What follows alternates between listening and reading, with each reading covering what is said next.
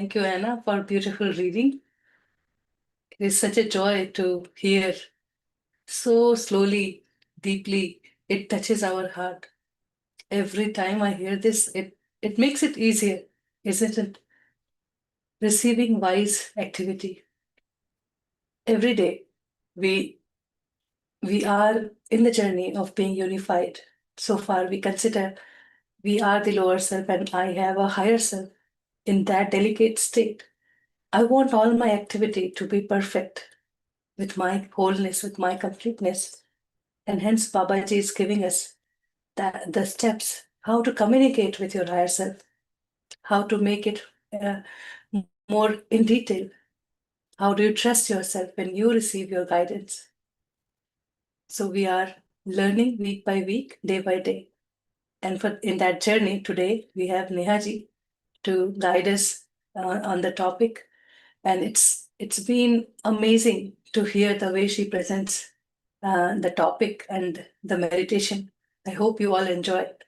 So welcome, Nehaji. Thank you, Preeti ji. Thank you so much. And a very warm welcome to everybody who has been with us in this journey. I'm very humbled by the way Preeti ji introduces me all the time.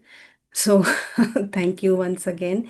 And I hope you do enjoy the way I express. So we are now on the 15th week, and we have a beautiful chapter again, receiving guidance for wise activity. So in the first line, Babaji is already congratulating us that you have arrived, right? Now you are ready to break out of the womb of this course. So he is giving a pat on our back that we have come a long way. We have arrived now at a stage that we are ready to break free from the bondages of our lower self. Just a reminder that all this while we have broken many patterns of fear, shame, grudges, blame, unforgiveness, and now we have made ourselves completely available to our higher self to function. So we have now learned tools and techniques and are in full awareness to break free of such patterns that were like a vicious cycle. One after the other, we were trapped in such experiences. And but now, if we have fully practiced, embraced all the exercises so far, we can very well see that we have the power to shift our experience. This phrase here that you never needed to experience anything but God's unified qualities. It is so powerful because it points to that potential that we already had and we never explored it.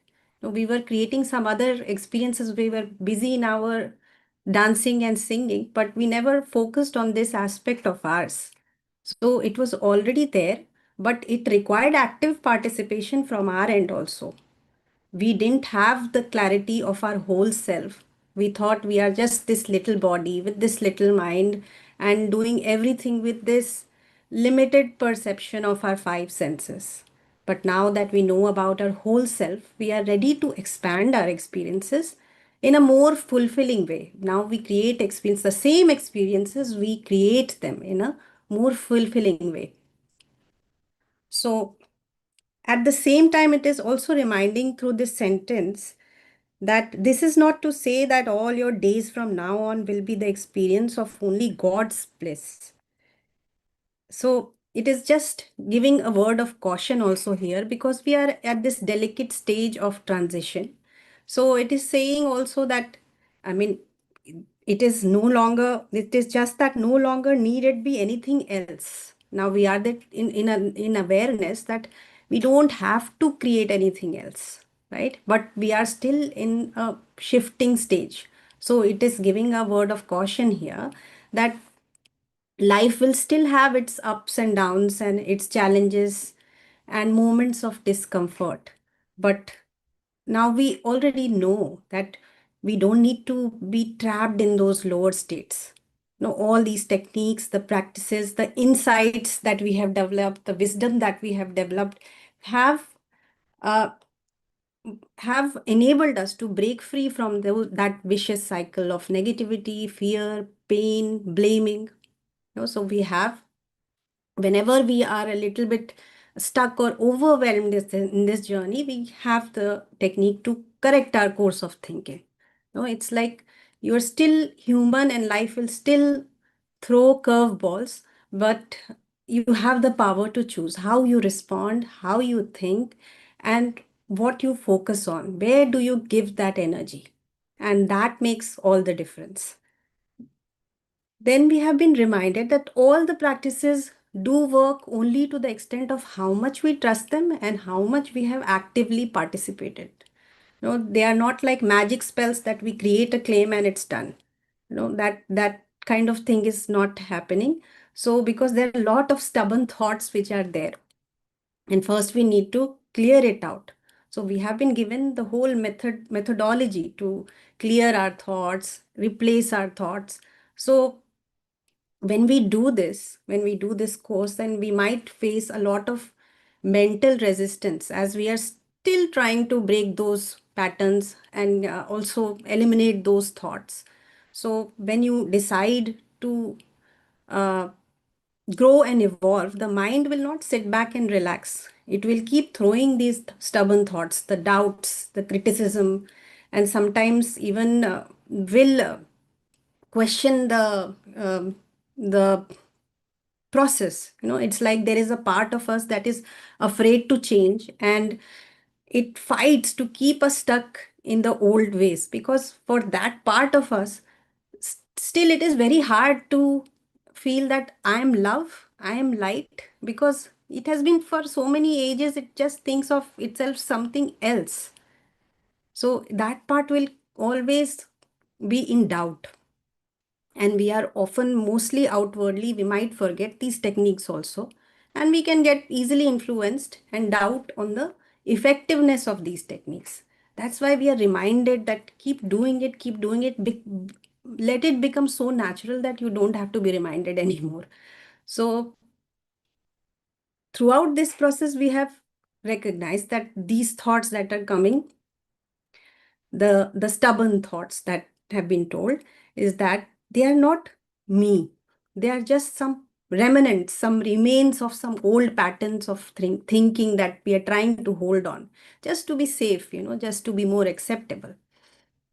And they will try to derail you, and but they are very much the part of this process. You don't need to engage them or give them the power. Just observe them and heal them, release them.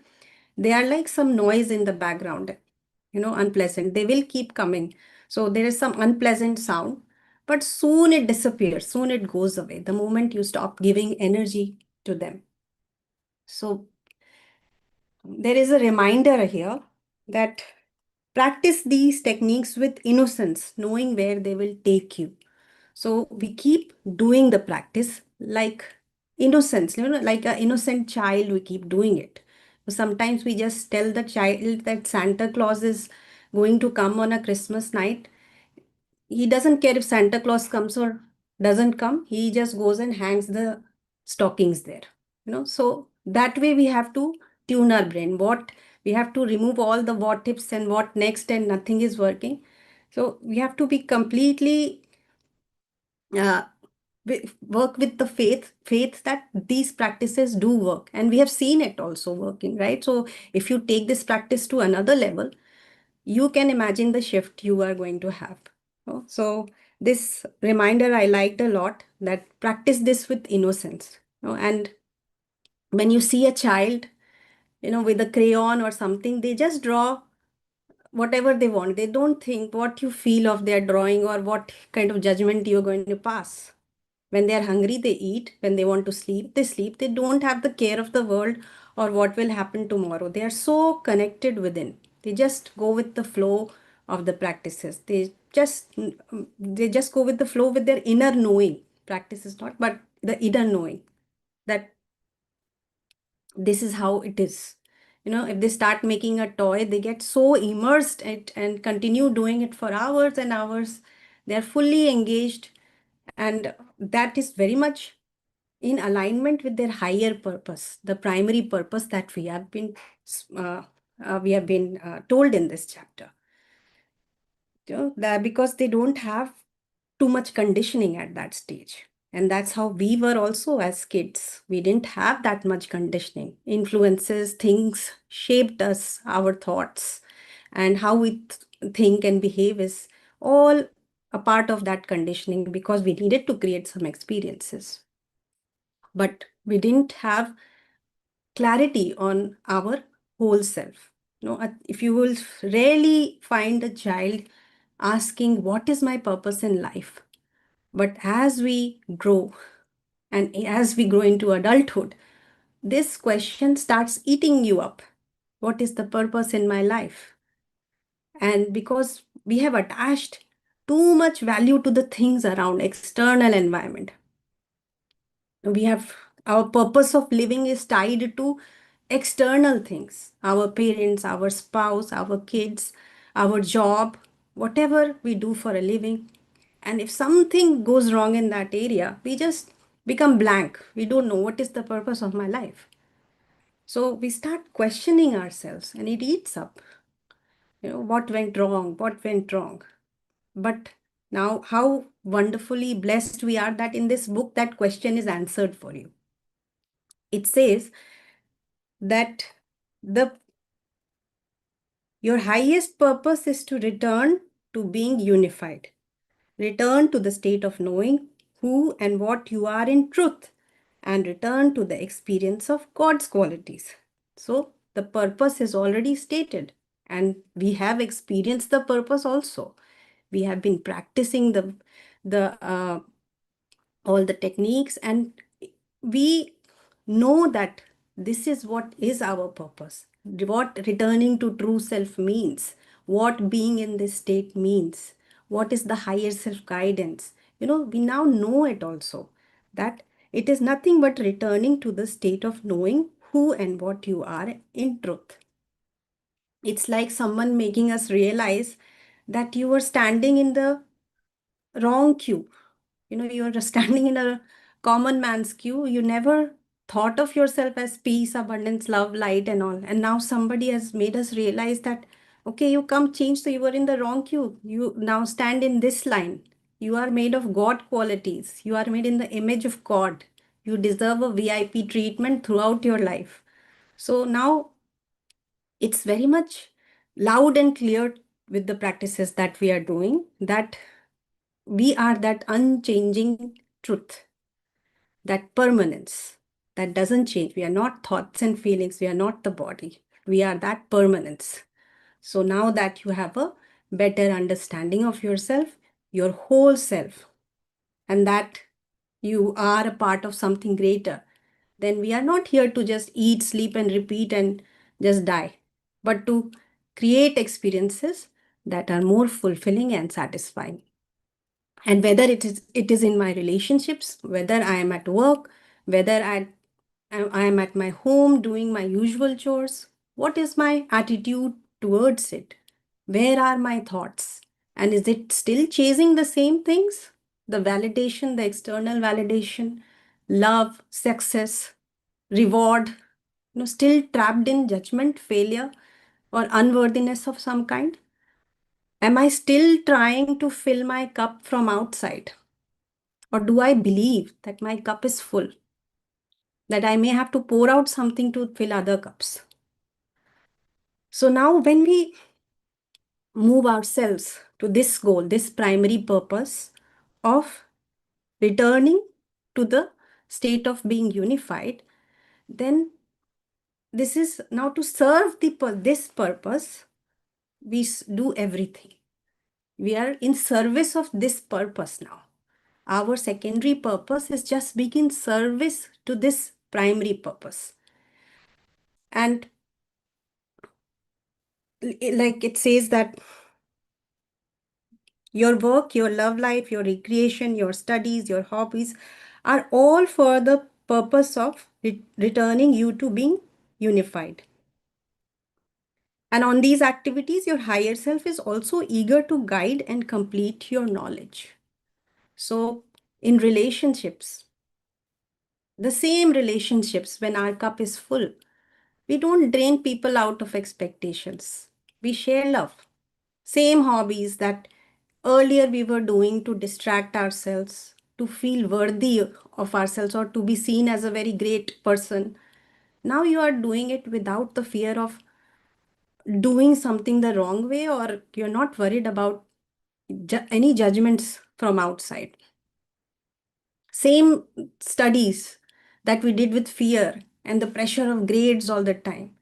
Now we add more intention to it and choose the things which align with our primary purpose. State of being unified, which is any anything which is adding to those qualities, anything which is supplementing those qualities. We put our intention there and then we choose our action. In workplace, same office where we were doing things to prove ourselves. We were always in an environment, in a competitive environment.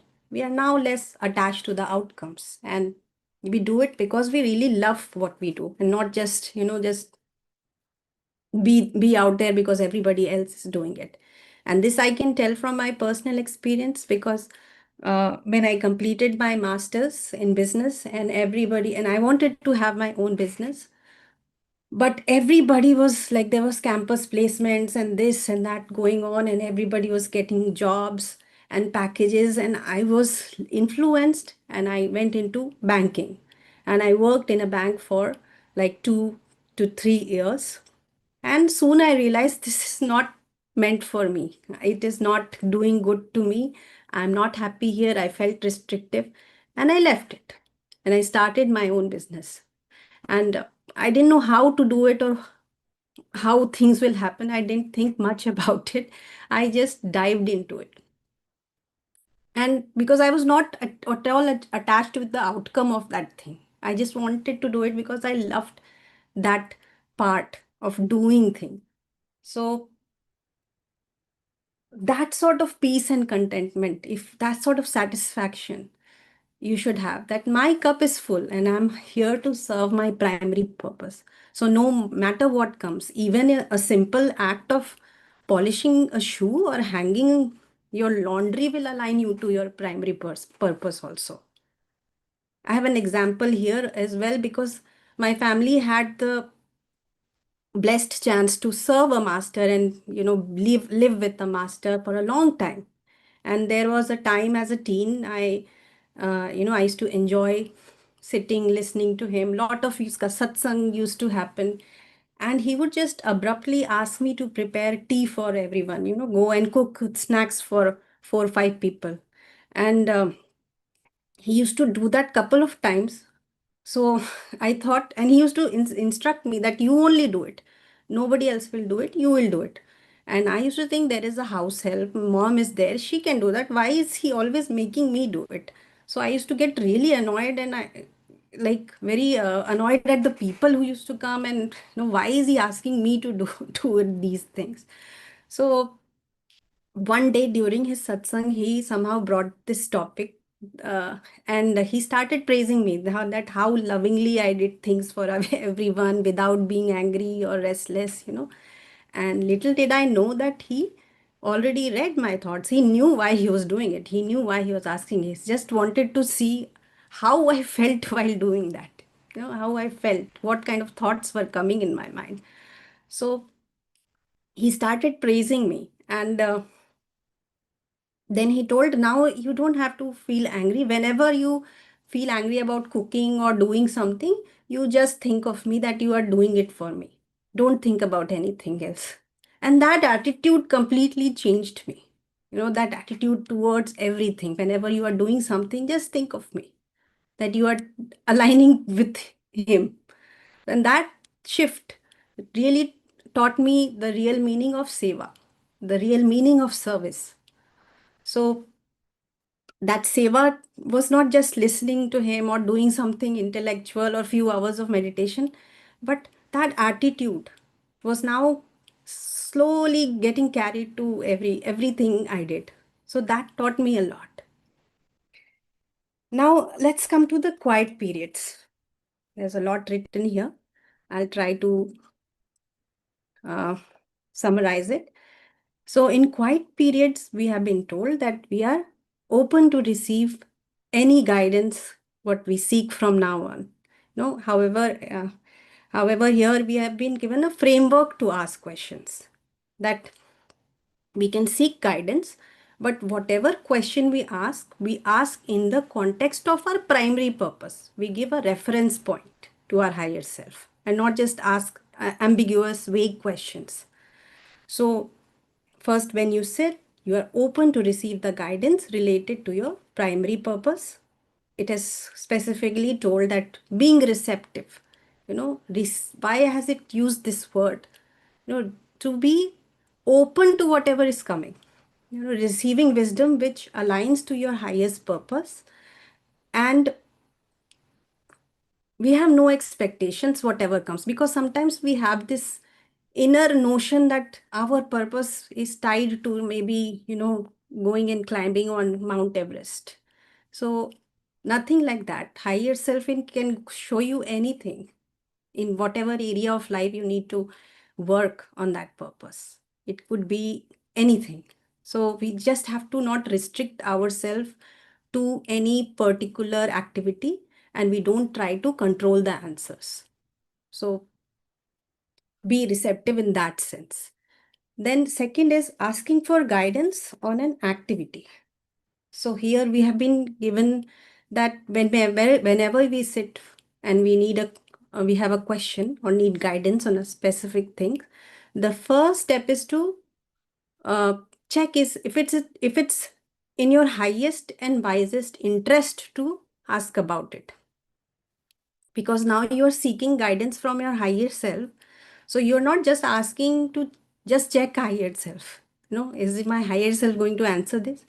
The first step is always about checking the quality and clarity of your intent. With what intent are you asking? Do you want to align with your higher purpose, or you just want to, be part of whatever you were always part of, right? So you have to be in that space of asking and very open, very receptive to hear what higher self has to say. And sometimes, and we get those signals as a yes and no, right? And sometimes we get it like an intuitive guidance too. So for me, yes and no comes intuitively itself. So I'm able to differentiate between that. So it's telling about, if you ask a question and you get a no can be very enlightening, you know. And how a no can be enlightening, the examples are given. So it says that if the answer is no to a question, it might be that you already have the answer within you. If you already have the answer, then higher self will ask you to know, go, you already have the answer, go check it out. It's something you need to work through by yourself. So this is the higher self can push you in that direction. Okay, and then there is that maybe it is something you need to work out without any additional knowledge. You might have already the facts about it. Like if you ask a question, should I leave my job? Is it in my highest and wisest interest to leave the job? And the answer comes back as no. That no helps you to realize that deep down you already know whether you want to leave or stay. You are just avoiding those true feelings, maybe out of fear or confusion. So, no is that way of your higher self telling you that you have the answer already within you. Trust yourself. And the third thing it is saying, it is simply an illusion or distraction that you are dealing with some kind of distraction or illusion, like it is not true for your uh, you are not aligned with the higher purpose. You are just wanting to seek attention or some kind of, you want to, it is a decision based out of fear or some kind of loneliness, some kind of external influence. So you are just asking in that illusion. You're not aligned with your highest interest. So no in that sense will be very enlightening. Then there is a thing called here the untrue no. So whenever you ask a question and you get some sort of intuitive guidance about a no, you have a follow-up question to ask. Is that an untrue no? Because sometimes we might hear a no because we are not fully open to receive the answer. There is something deeper that we need to work. Like the example is like, is it in my wisest and highest interest to pursue a new project? And we get the response no. So immediately we ask with the follow-up question, is that a true no? And find out, because first when we ask, we have some internal fear, we have some doubt about starting the project. And then when we clear those doubts and again pose the question, we might see that the answer could change. So that is why a follow-up question is also uh, preferred in case you want some specific guidance. Then it says when you get a yes, also if the answer is yes, find out if your higher self wants to communicate the answer directly to you. So ask more yes or no questions. Usually higher self will let you determine which route you want to take. So it is upon you to ask that kind of guidance, that you want a direct answer or you want like engage in that yes and no conversation and rule out whatever is not needed. So that is upon you. But always, even if you have to have a yes for something, if you looking for that kind of, if you get a yes answer, then always ask, is it in my highest and wisest interest to state your desire or possible course of action? So if my higher self, you ask that, is this in my highest good to change this job, right? Change his current job, and you get a yes. And then you ask, okay, what are the possible options? You already have it in mind, but you let it come out. That way you have to uh, uh, kind of communicate with your higher self. What are the possible options? How can you go about it? Do you need finances? That way you can um, have a more structured approach with your higher self.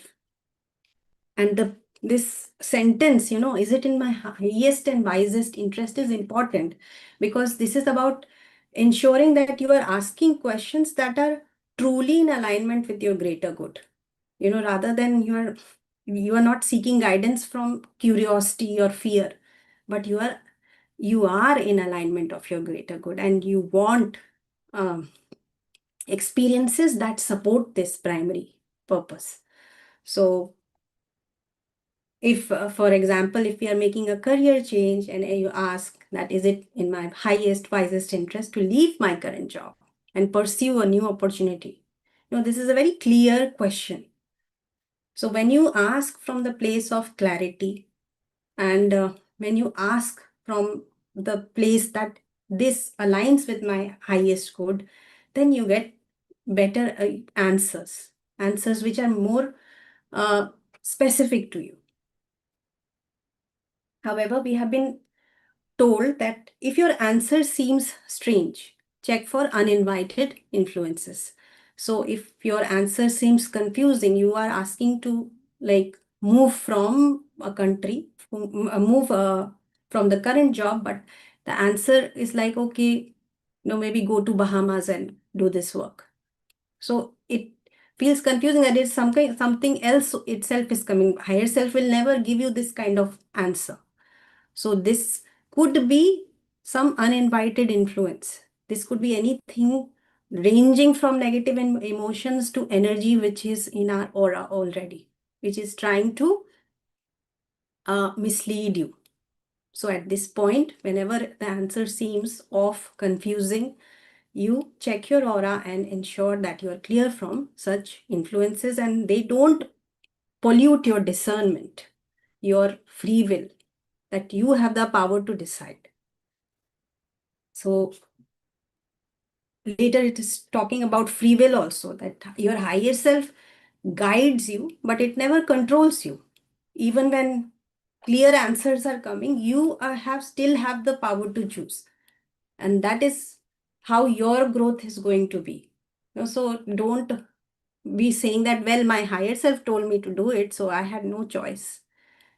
Beware of such statements that we make, because the guidance here is offered with love, from the place of love, and it's not forcing you to take any decision in any way. You are co-creating with your higher self. So you have the free will, you have the power to choose, even if your choice goes against the guidance that you have received. In other words, higher self is the GPS and you are the driver. So the GPS might suggest the fastest, clearest, soul-aligned route, but you can still choose a more scenic road, or you can detour or even go in the opposite direction, right? So if you ask higher self that about changing a job and you receive a yes, then at that point you have the free will.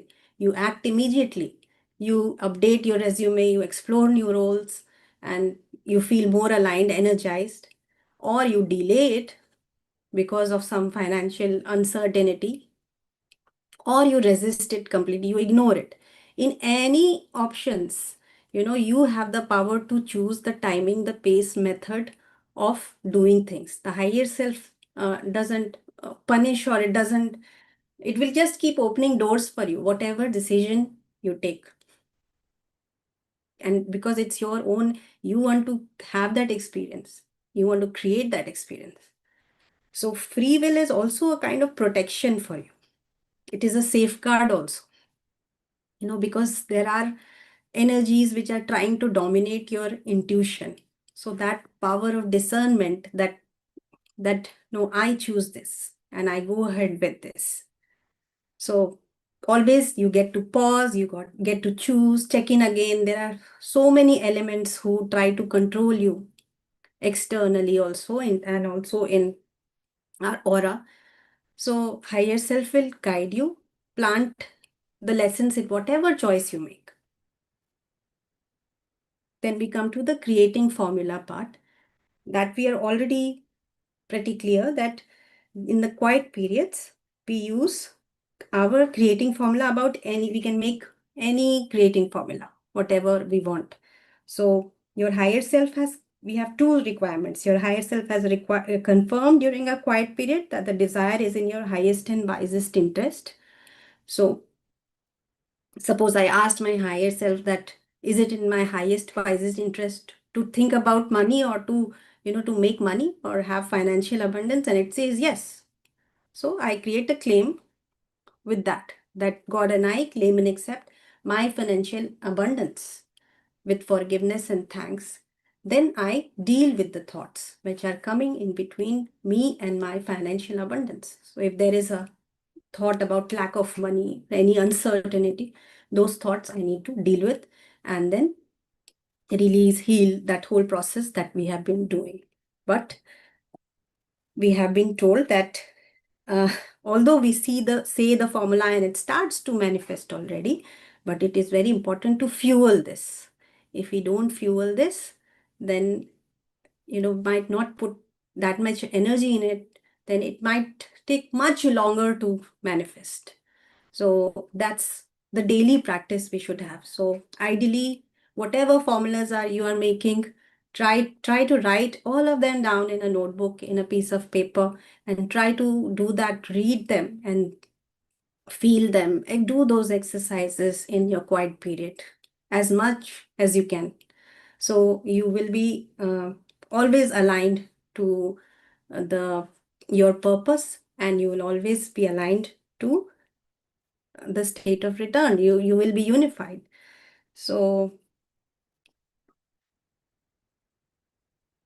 it says that each time you say the creating formula, you deal with them, you are getting closer to the experience. So that much time you need to dedicate for yourself, so that you can see the changes gradually. There are a lot of stubborn thoughts, like if we have had bad health for years, it is not easy for our mind to suddenly, if I say I experience perfect health, vitality, and all that, it might not instantly heal our body. But you repeat the formula, then you change your inner beliefs, you will notice the improvements in all areas, physically, mentally, emotionally. So that's how I would like to summarize, end the summarization now. I think it took pretty long to explain. Thank you so much for listening to me so patiently. Thank you. It's a beautiful explanation, and this is a large content in this chapter. So don't worry about Yes. taking time, because it needs to be understood in detail. Everyone needs to understand, right? Um, your opening sixer was really beautiful. You know, you hit a sixer right in the beginning. I was so filled with love, I can't tell you. You said we have arrived in that lovely expression, right? That we have arrived. You know what it triggered in my head was like, um, when my children were small, we used to drive long distances, right? And they would be sitting in the back seat and they will be continuously asking, Are we there? Are we there yet? Are we there? They are tired of sitting in the back seat, right? And then when you reach somewhere, you can say, we have arrived, right? Yes. And that gives so much relief to everybody. Wow, okay, we are here now, right? That's what this chapter is telling us. You have had a long journey so far, and now we have arrived. Now you are in a position where you can stretch yourself, you can reach out for things you want. Now you can do things, right? That's what I immediately figured out. So very beautiful. And there are several other concepts that have opened up during this, and we will discuss those later. Yes, Yeah, such definitely. such a beautiful Yes. explanation. Lovely. Thank you. Thank you. Thank you. It is There's like definitely a lot of things. Yeah. Yes, Preeti. it is like after a beautiful explanation, we took so long to read the paragraph, understand it, every bit of it, and then having it all together. It makes it so easier. You won't believe that while doing the translation also, we had taken the longest time for this chapter. And every time we come with this chapter, we have to prepare a lot because it has a lot of things. It is actually bringing all that 14 weeks practice in one so that we have clarity what we are doing, right? And it is for you also, it is very important that you understand each and every word from your side. So make underline, make notes, write. Maybe you want to write something about this, what you understood in that one line. So it will open up and help you. It's not difficult. It is just we are getting used to it. So mind it. It's not difficult at all. It is just something new to us that we are trying to get used to it. So just with this beautiful guidance, repetition, I feel it is much easier. Very much. It is already simplified for us. So you will also feel the same as you repeat, as you practice on your own. Thank you, Nehaji. Very beautiful, interesting, with live Thank you. examples. Thank you. Yes. Actually, it feels like it's a lot of things, but once we start doing, it becomes very normal and natural. And we might be already doing these things. We'll just now be more conscious of what we are doing. And this thing that we were standing in a different queue, now we are in a different queue. That makes it so much easier, that कहाँ हम लोग purpose ढूंढ रहे थे. So that makes it very, very easy. So let's go into the practice and then we'll understand more. Thank you so much, everyone, for your messages. Now let's get ready for the practice. You can get comfortable, take a sip of water if you need.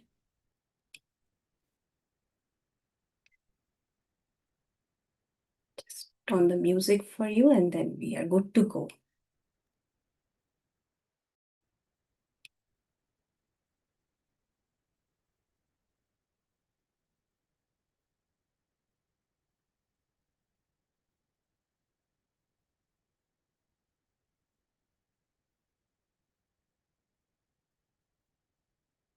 You can dim the lights, take off your glasses, get into a comfortable posture.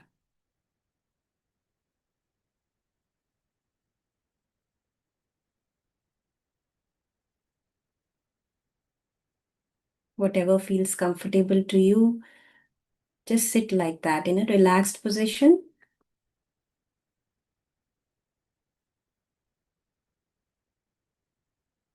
Gently close your eyes.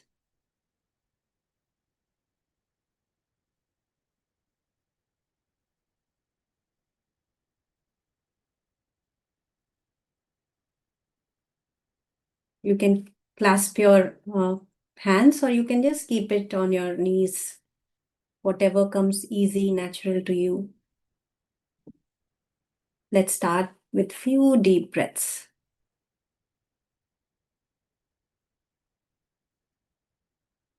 Begin to breathe deeply. Inhale and exhale.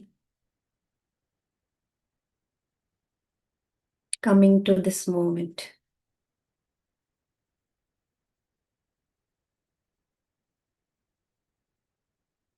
Allowing the rhythm of your breathing to calm you. All that inhale and exhale is making you calm.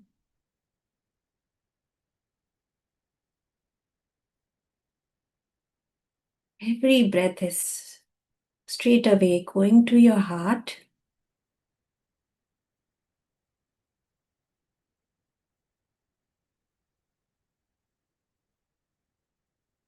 And each exhale is releasing all the tension, all the worries.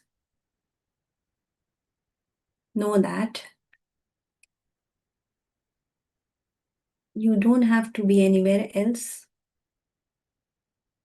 Just be here now.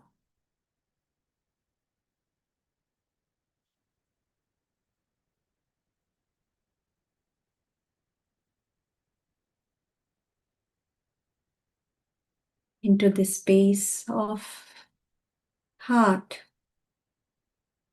Just set an intention.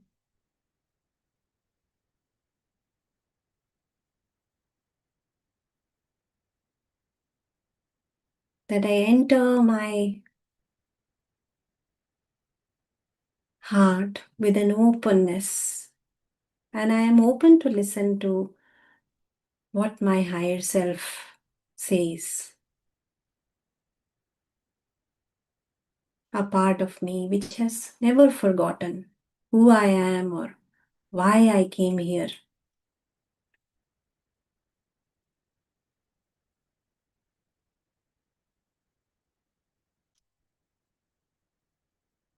Thank you, higher self, for reminding that I'm here to return to my true self.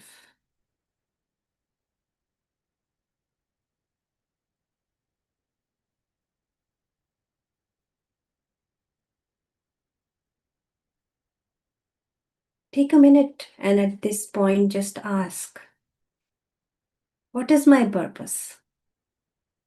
What brings me genuine joy and fulfillment? See what comes now and what comes towards the end of the practice.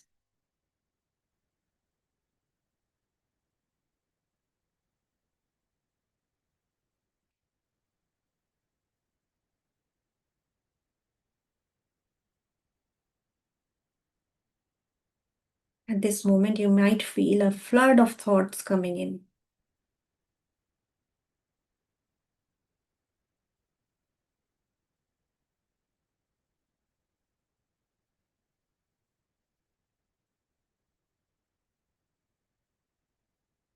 Because we always think that our purpose is to be someone great out there.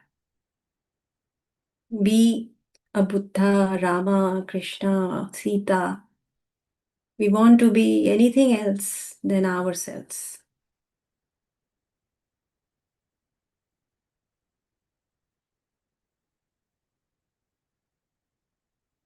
We feel we are not capable to know all the answers. We have this illusion that For being purposeful or to have a fulfilling life, we have to do something great.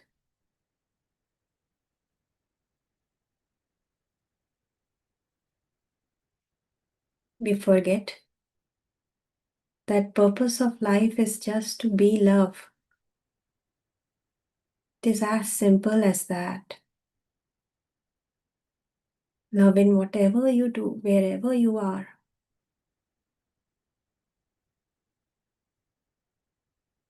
We don't need to knock and open many doors.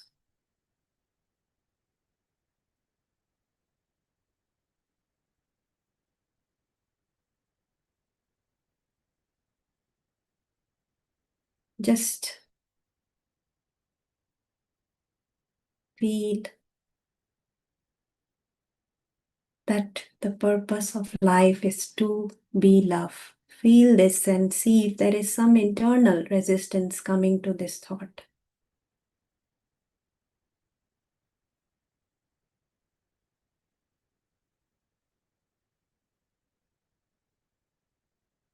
Mind will question, really? Is it that easy?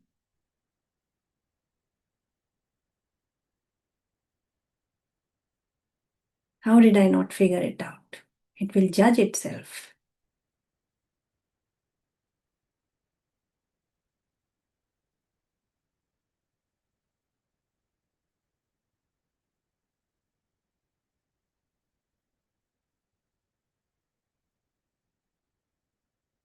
This is the time then to clear our aura from all these influences and make it clear that we don't entertain any of those thoughts anymore in our aura. Let's send them away with love.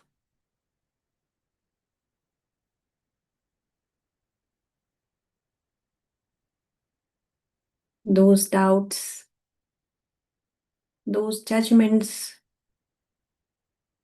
the anxiety that comes up with doing anything.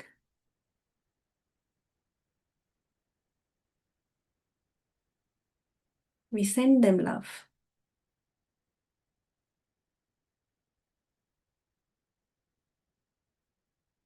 So repeat. And clear all the uninvited influences from our aura.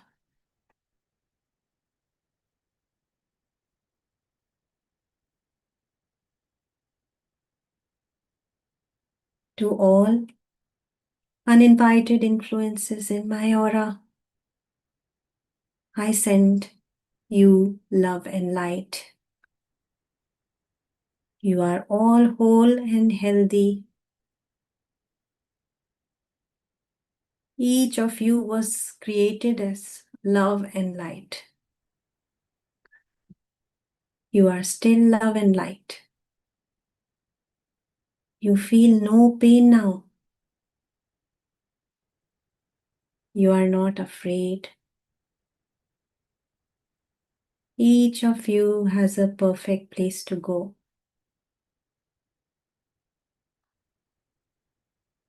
And I ask my higher self to take you there now.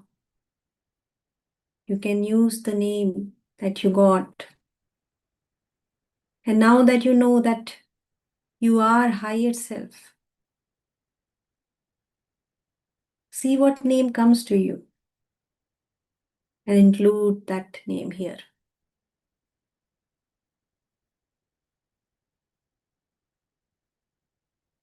Each of you go peacefully.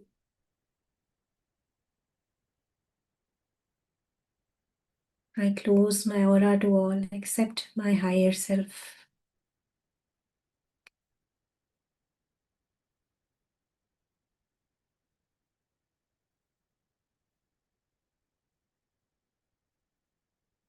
I send love.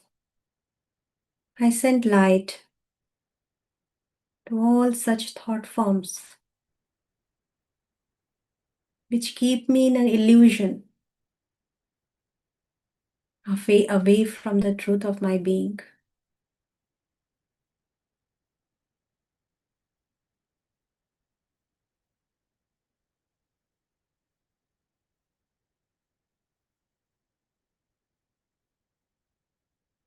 Be at your heart center. Feel this love flowing like little waves from the center of your chest,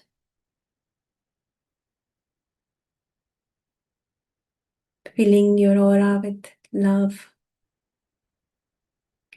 with light.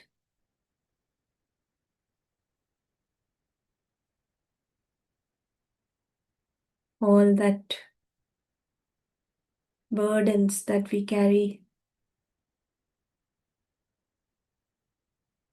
unnecessarily are released in this moment.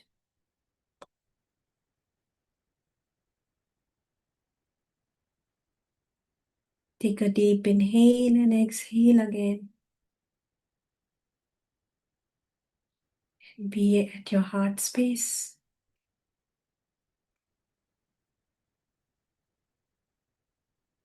Feel this calmness spreading into your entire being.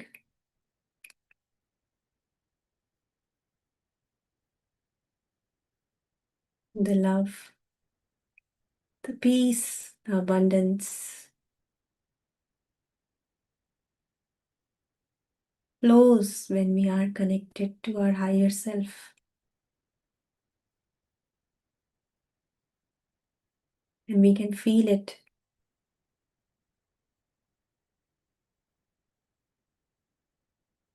This feeling is the signal of higher self. So see how it comes to you. Ask your higher self, my dearest higher self, can you give me my signal now?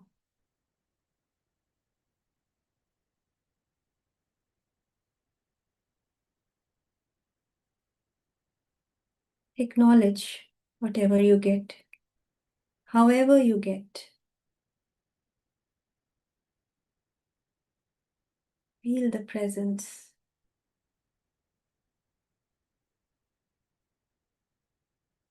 Feel how your body has changed, how your breath has changed, how the flow of thoughts have changed.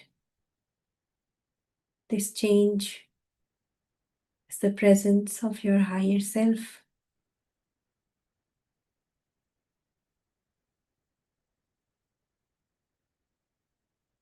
And we are unified.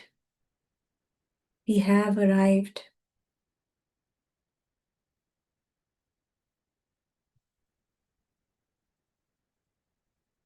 We are ready to receive the guidance from our higher self.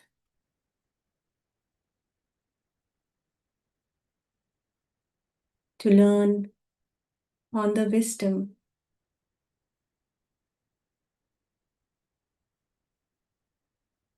to learn about what makes our life more fulfilling. What are the things that bring joy into me?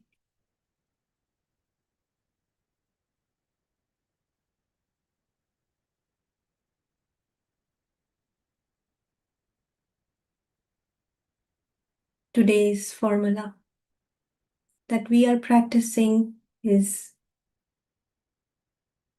as follows. You may write it down. God and I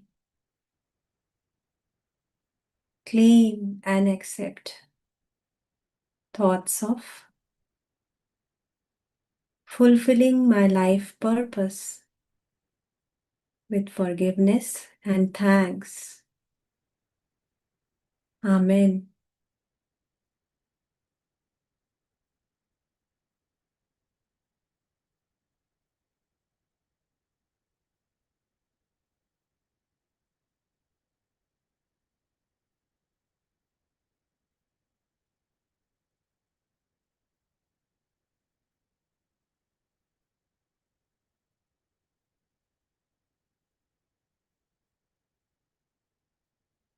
See what you feel in your heart space.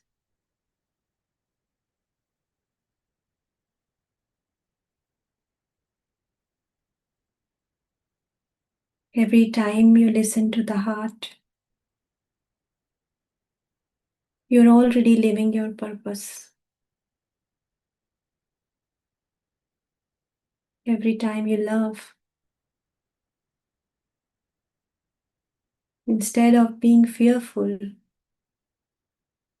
you're already living that purpose.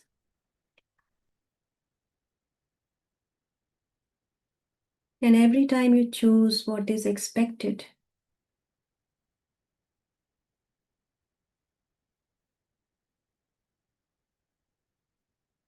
you are away from your purpose.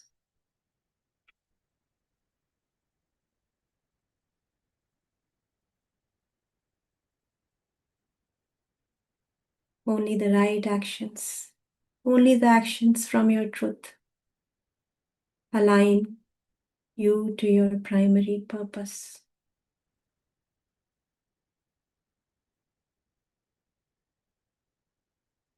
Just let these words settle into you. See how you feel about them. Because you are not late, you have not missed anything. It's not too late to find the purpose.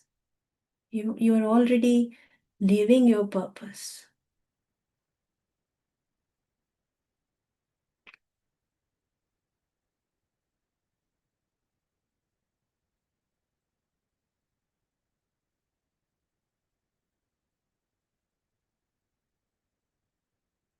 So let this guidance of higher self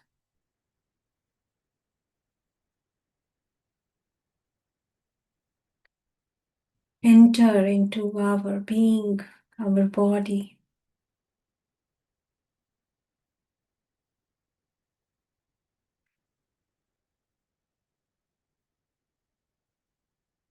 The guidance that awakens all the God qualities within us. Let's feel them and awaken them one by one.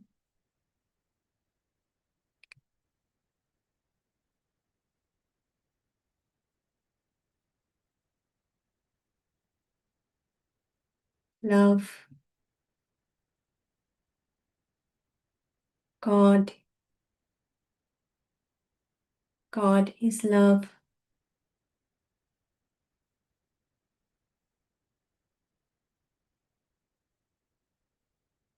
Breathe in this unconditional love of God. Let it fill your heart.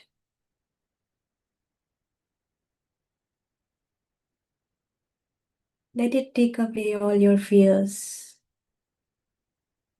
Imagine you are sitting in the lap of God, the lap of this divine awareness. How do you feel once you are placed there? So let this love fill every cell of your body.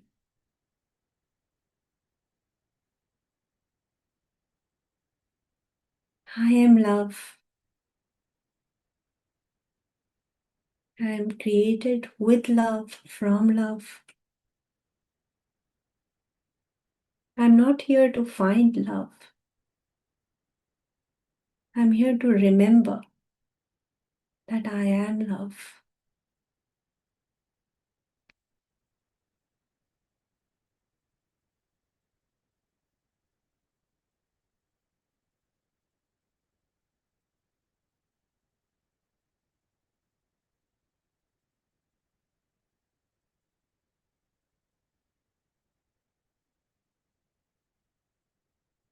God is light.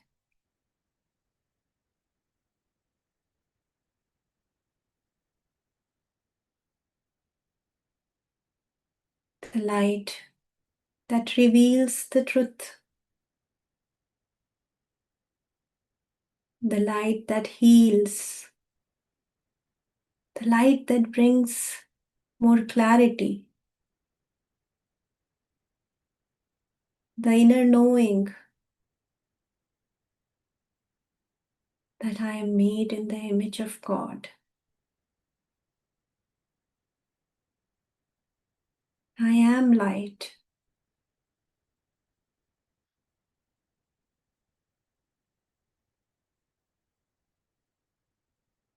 The darkness within me is not a flaw. It is just needs to be seen by the light of my inner knowing, light of my own wisdom.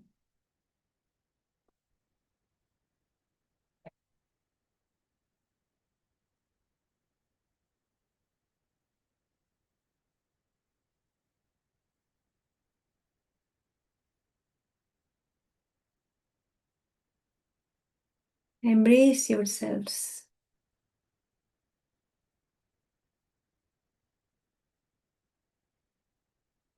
Know that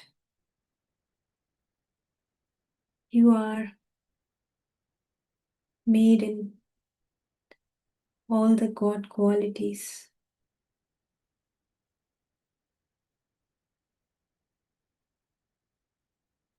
Feel this energy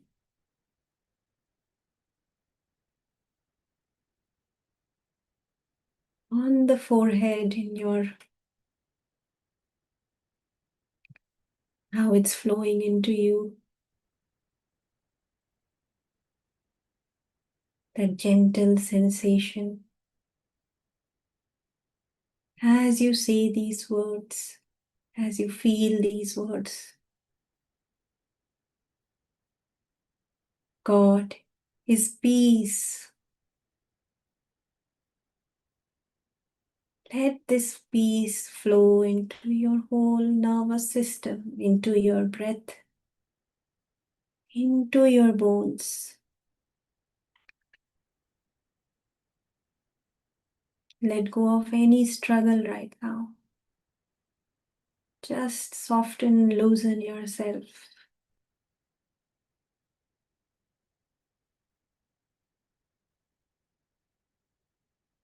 Peace is not the absence of noise.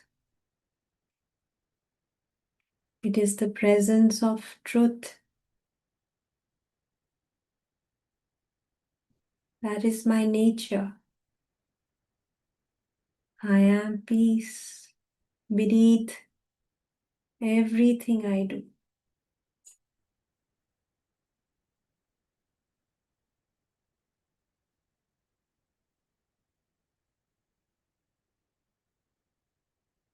God is infinite energy.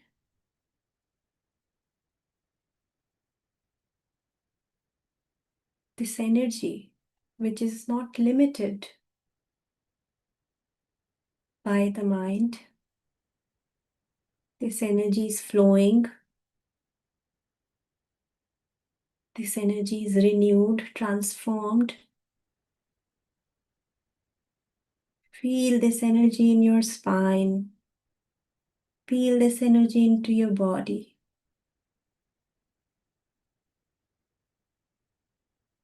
It never gets depleted. It only gets blocked when we forget who we are.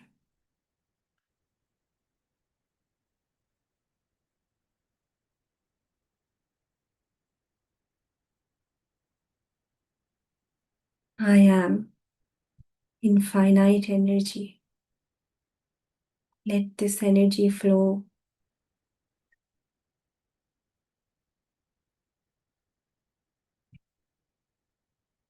everywhere in your whole being. This energy of love radiates through you. You are that magnet which attracts everyone, that energetic bundle of love.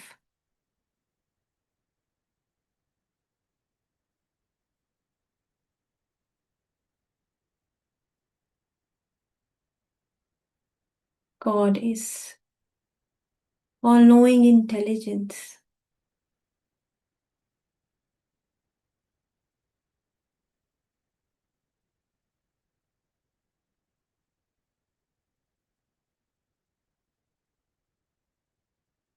And there is deep intelligence within me that has never been lost.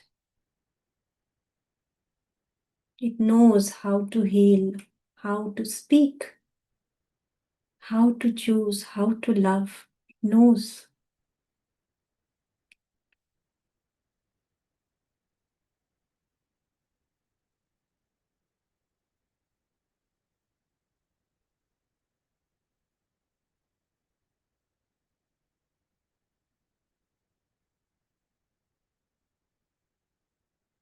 This intelligence guides me to clarity and not confusion,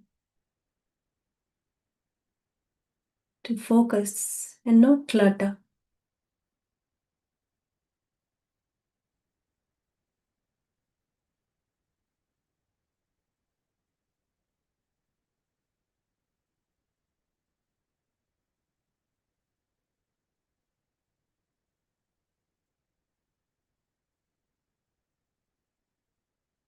God is truth.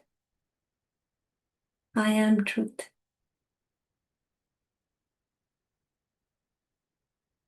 What feels true always feels light. When it's forced, it feels heavy, noisy.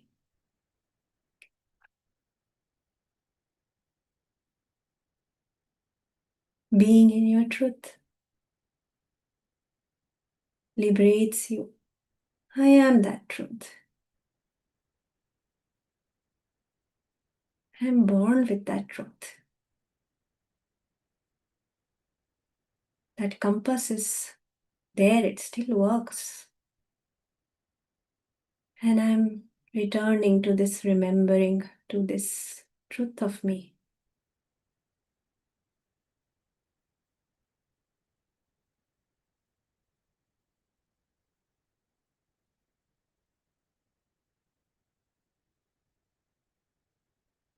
God is non-judgmental.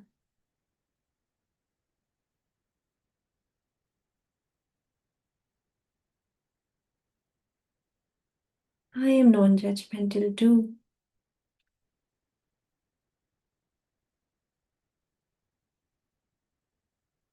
Because I hold space for all of me. I don't reject any part of me. I have a lot of compassion within me to accept myself in whatever way I have disregarded myself. I know now that I'm much bigger than I thought.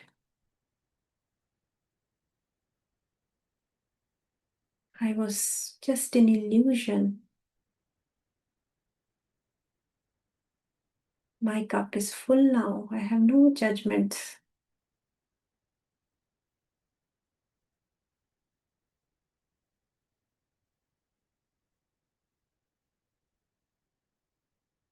I don't need to fix myself now to be worthy of love, because you already are love. Nothing to fix, nothing to prove, nothing to hide.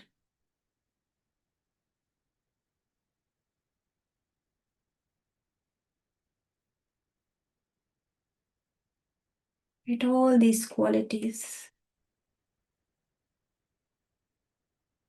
swirl in your heart. love, light, peace. It's like a light is flashing right in the middle of your chest. Energy, intelligence, truth, peace, non-judgmental.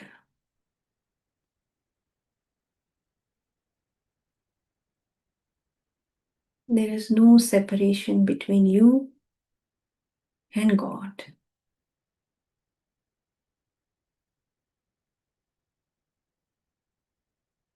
You're not trying to become divine, you always have been. I am one with God.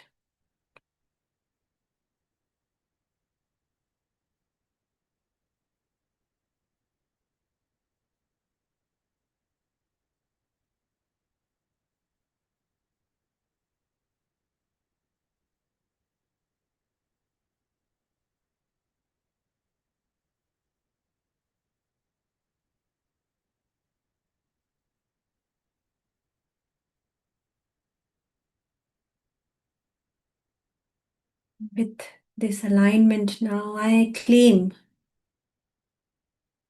that I am fulfilling my life purpose and accept manifesting fulfillment of my life purpose.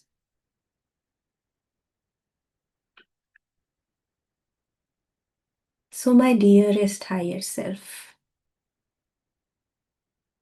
now please reveal to me the thoughts that block me or prevent me from fulfilling my life purpose.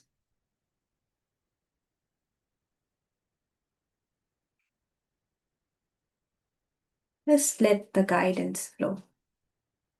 Whatever comes in first few minutes, just write it down in a piece of paper. Open your eyes and just let it flow. What are those stubborn thoughts?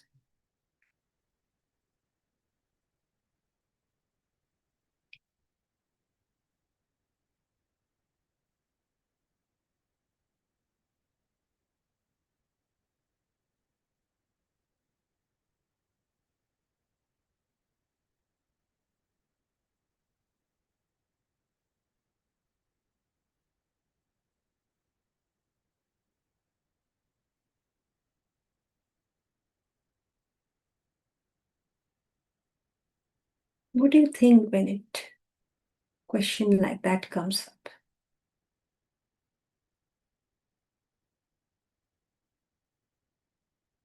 I am not ready. I am not capable, or I am not enough.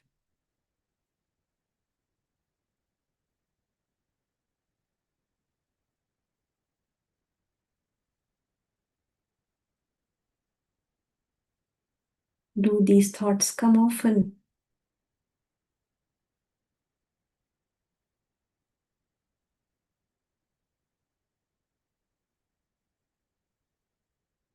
We feel there will be a right time for the purpose to be revealed.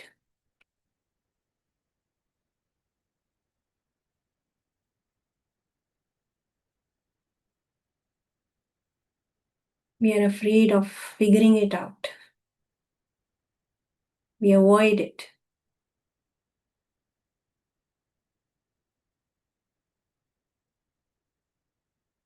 Check these thought patterns that block your purpose.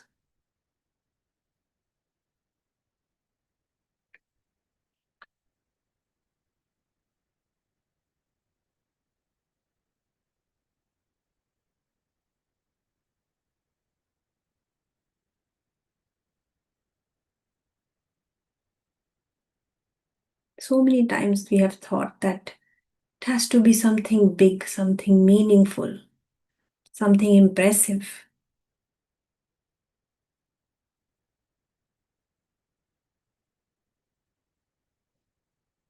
We forget that small loving actions are divine too.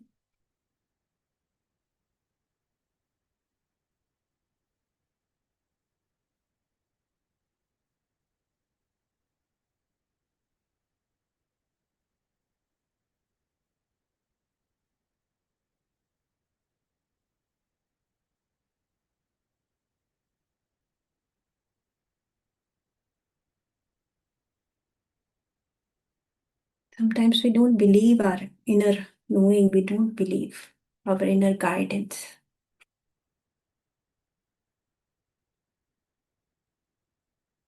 We think what everybody is telling me is my purpose.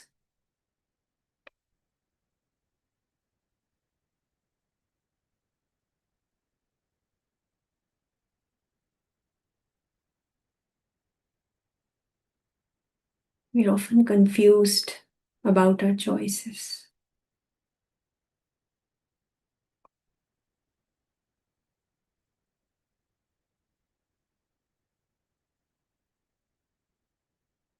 We're afraid of moving forward, taking that choice, thinking, what will people think of me?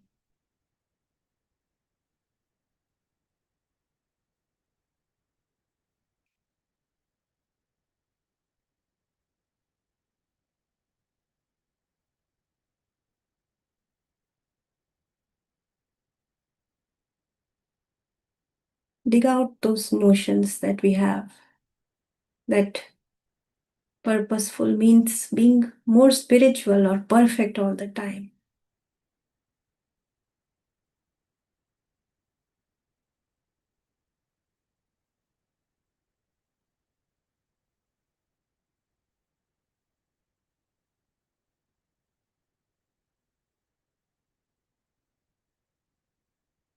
Sometimes we are scared if we choose something or align with our truth, we'll be taken away from our family members. We have a wrong notion about it.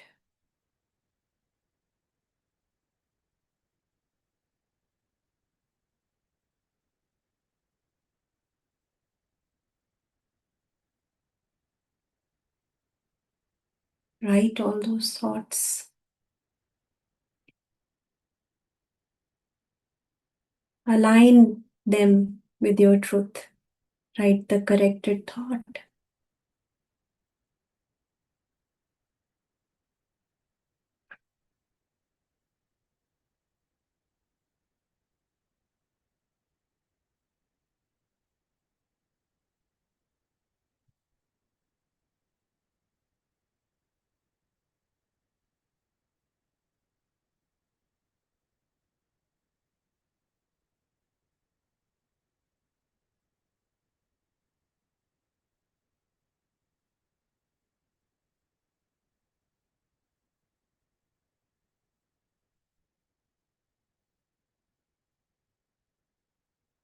Once you have those thoughts, affirm, I heal myself and release the thoughts that come in between my purpose.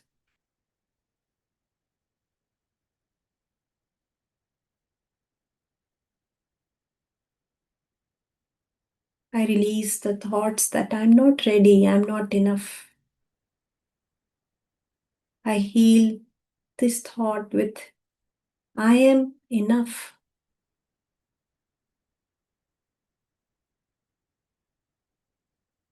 I am ready.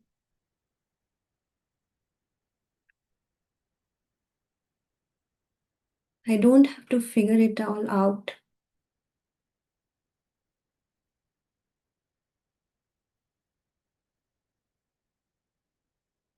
Purpose unfolds itself step by step to me.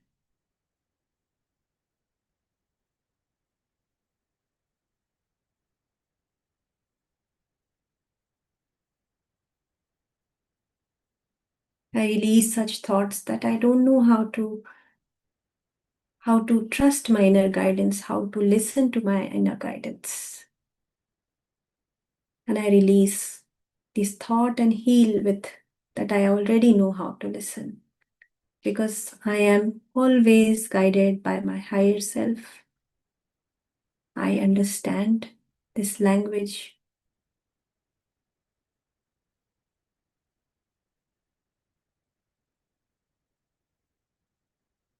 I release the fear of making a wrong choice, and heal myself that there are no wrong turns, there is only learning, and my higher self is there to guide me.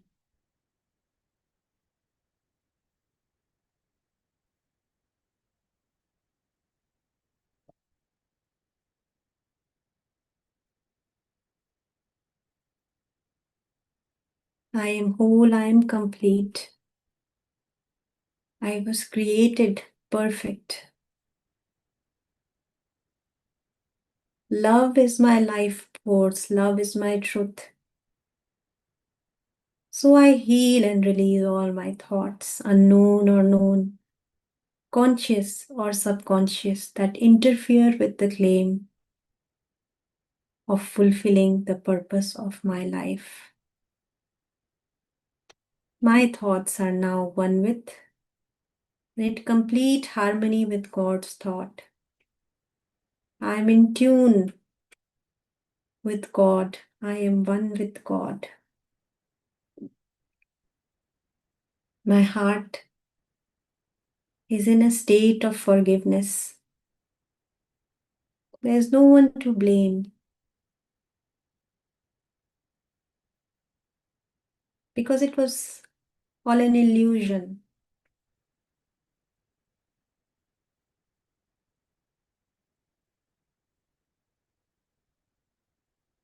I thank God for this guidance today, for choosing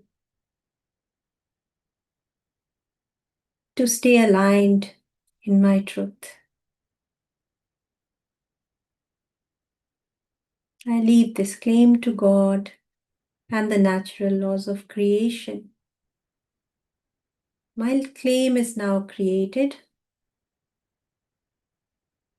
That is the nature of natural law. Amen.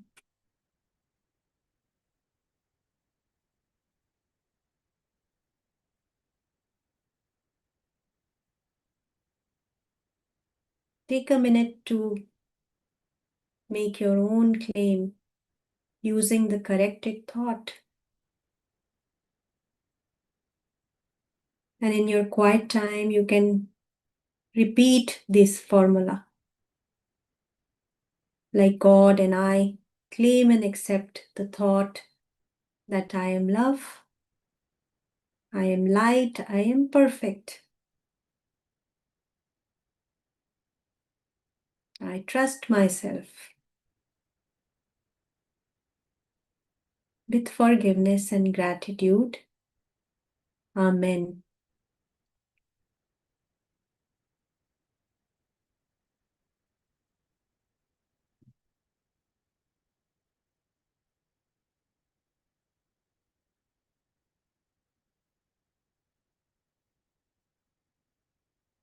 Just sit back and ask your higher self to tell you some words of wisdom, give you the guidance of how you can fulfill the purpose of your life.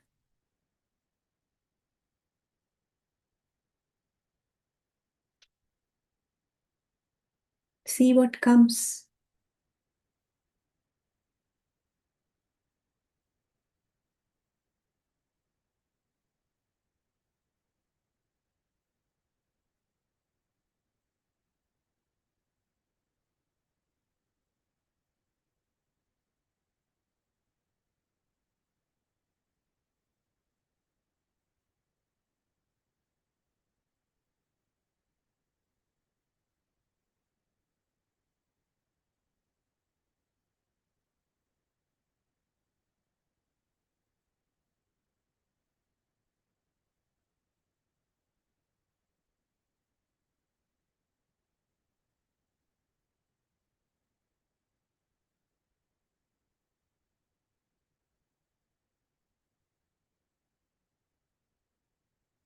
Your higher self is speaking softly to you.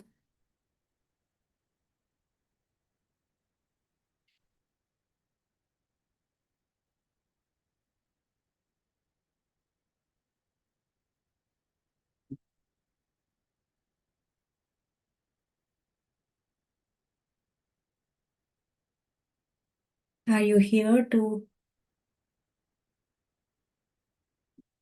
perform or prove yourself? Or you have come to awaken yourself?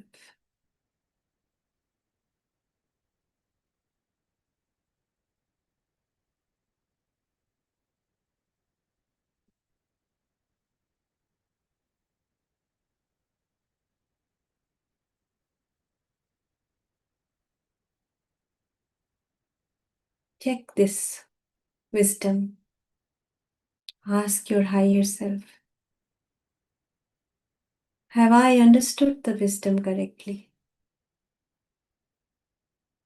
Whatever message you get,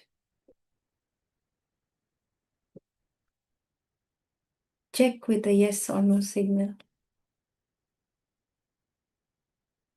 And later you can find out what needs to be improved in your thought process if your answer is no.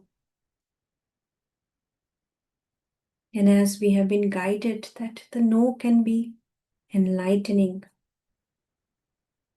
our higher self will show us how we can go deep and explore the no's.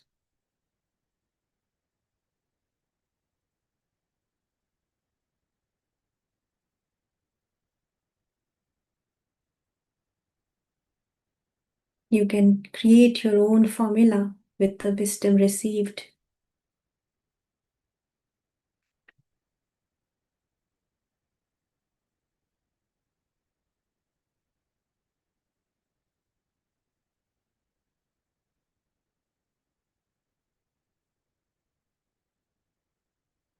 Just gently feel gratitude for your higher self, all this guidance, all this knowledge coming specifically for you. Feel this warmth, this presence. This is your truth.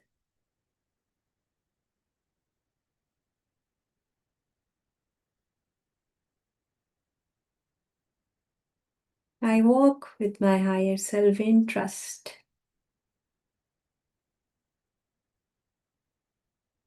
I remember now who I am,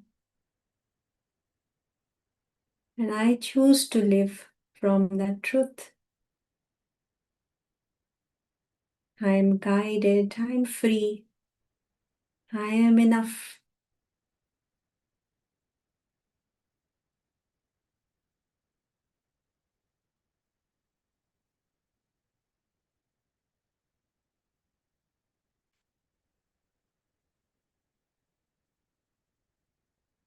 And with this feeling, just send love to everyone, to all the beings, living, non-living, the plant kingdom, mineral kingdom, the planets, the stars, the universe, the galaxies. You are made of the same substance. See yourself expand.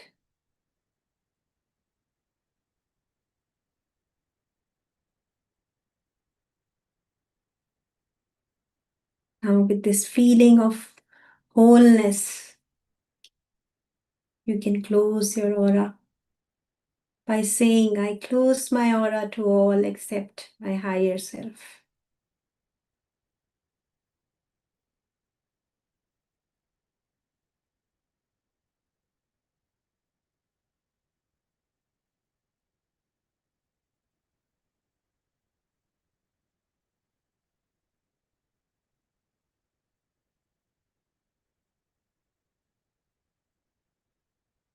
And whenever you feel ready now, again bring your focus into your heart space. Bring your awareness back to the present moment. How you feel now about the purpose of your life. Did you feel alive, joyful? All this time, you were aligned with your purpose.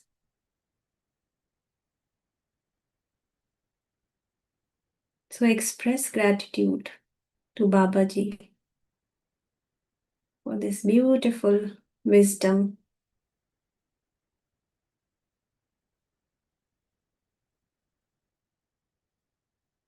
expressed in a very simple way.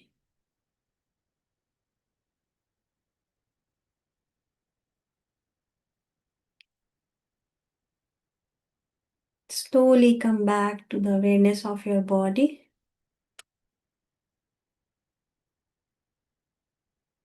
Gently wriggle your fingers, toes. Take a deep breath in and out.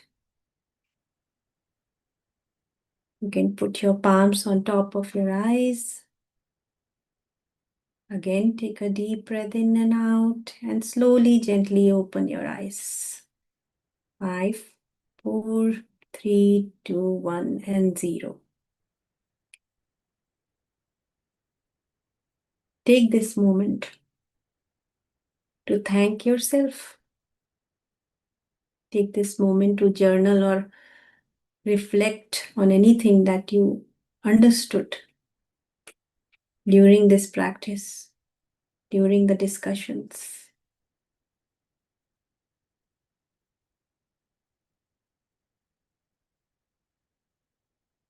Give yourself time to slowly come out. Thanks again for being so loving and giving me the opportunity to be here with you again. Thank you so much, Masters. Thank you.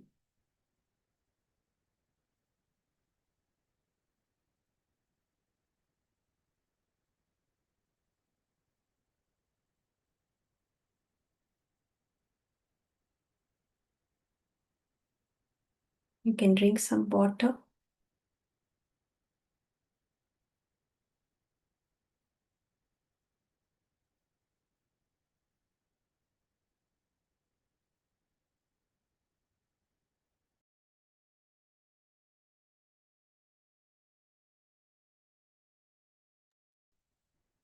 Thank you, Rehanji.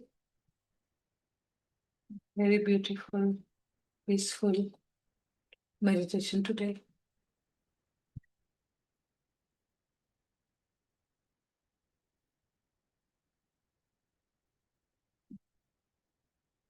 The moment we realize what we have been seeking outside, running here and there, it was always happening. And that's how the meditation started. The purpose of life is to just be love. And it was very difficult so far. But every time we are connecting with Him, we are feeling that loving vibration with Him. That is the source of love. And we are here to express that in all our things, in all our beings. Whatever we do, with whoever we meet, it's that simple. And every time it opens up a new opportunity to be more loving. It might be difficult at times, but then the time comes to remind who we are, what we are, where we are, how everything is created, what is the source. Am I holding so tight on something? Is it really valid? That makes things so easy, so simple. Then anybody, everybody, even when we don't know we are living the purpose of life as a child, we are living the purpose of life. So in this chapter particularly, we do not have any creating formula because we have done enough now and we are here to feel that, that everything, all my quiet period was guided to be who am I, to be unified. So when the more I knew myself, the more I find the rejection within.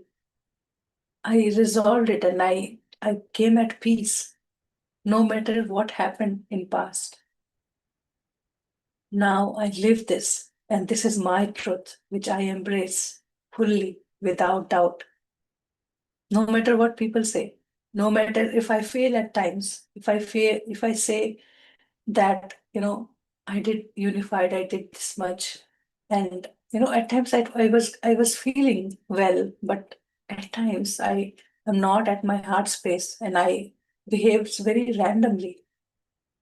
So do not question, do not judge.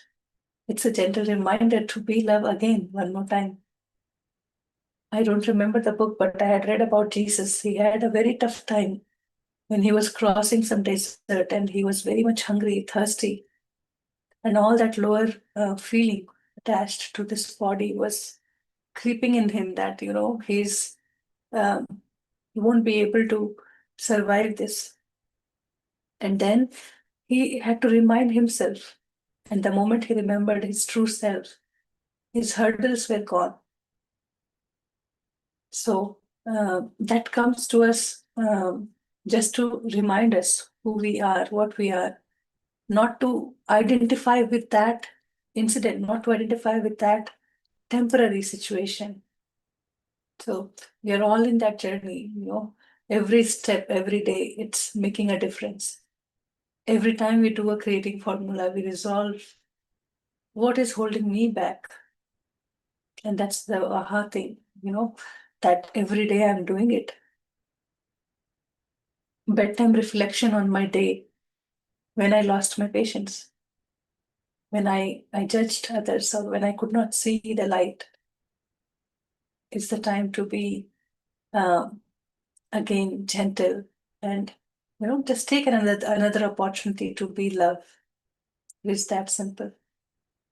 It's a wonderful start and a beautiful journey together today on this quiet period. It's what we say. Thank you.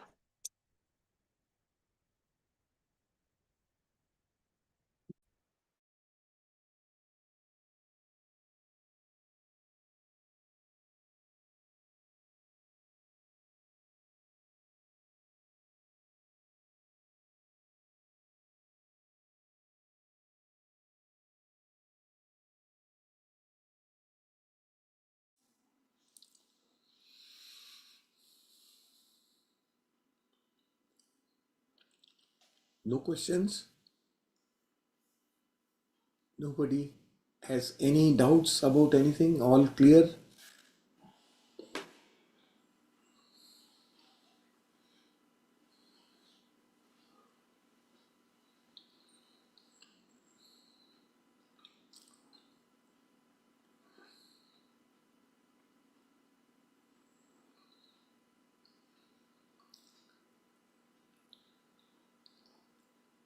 Okay.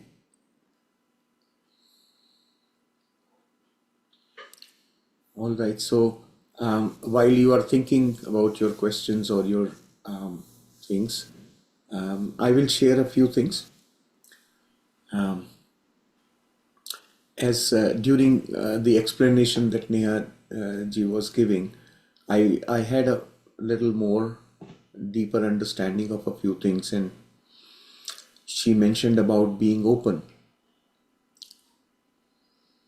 And I have been thinking about that subject since I think day before yesterday. Yesterday I wrote down a few things about being open. What does it actually do to us? And I will share with you what I have found from within, what I learned from within myself. That's what I will share about being open. So, what is being open? What is the meaning of that? Being open. Since our evolution, as we are evolving as life form from the stone, rocks, to being a human, our evolution has been through what we call as curiosity. All the animals have curiosity. They want to figure out things around them. And the highest amount of curiosity that you will see in a monkey. They are more than every other animal. They are more curious. And then once we become humans, our curiosity touches the next level. That is actually what is um, feeding our growth. Curiosity helps us grow. So when we say being open, we have a few things we need to remember. We should not be judging the book by its cover. There is a saying called "Don't judge a book by its cover." So what things appear to be should not start creating judgment in your mind. That is being open, when you are not judging things just by looking at them. You create opinions through experience. Before that, no opinions. That is being open. Once you interact with someone, you experience things with someone, then you develop your understanding of that person, right? And that's what we call as having opinions. And then being open also means being aware of our own barriers, our own internal barriers. What prevents me from accepting something or not accepting something, right? Our belief system,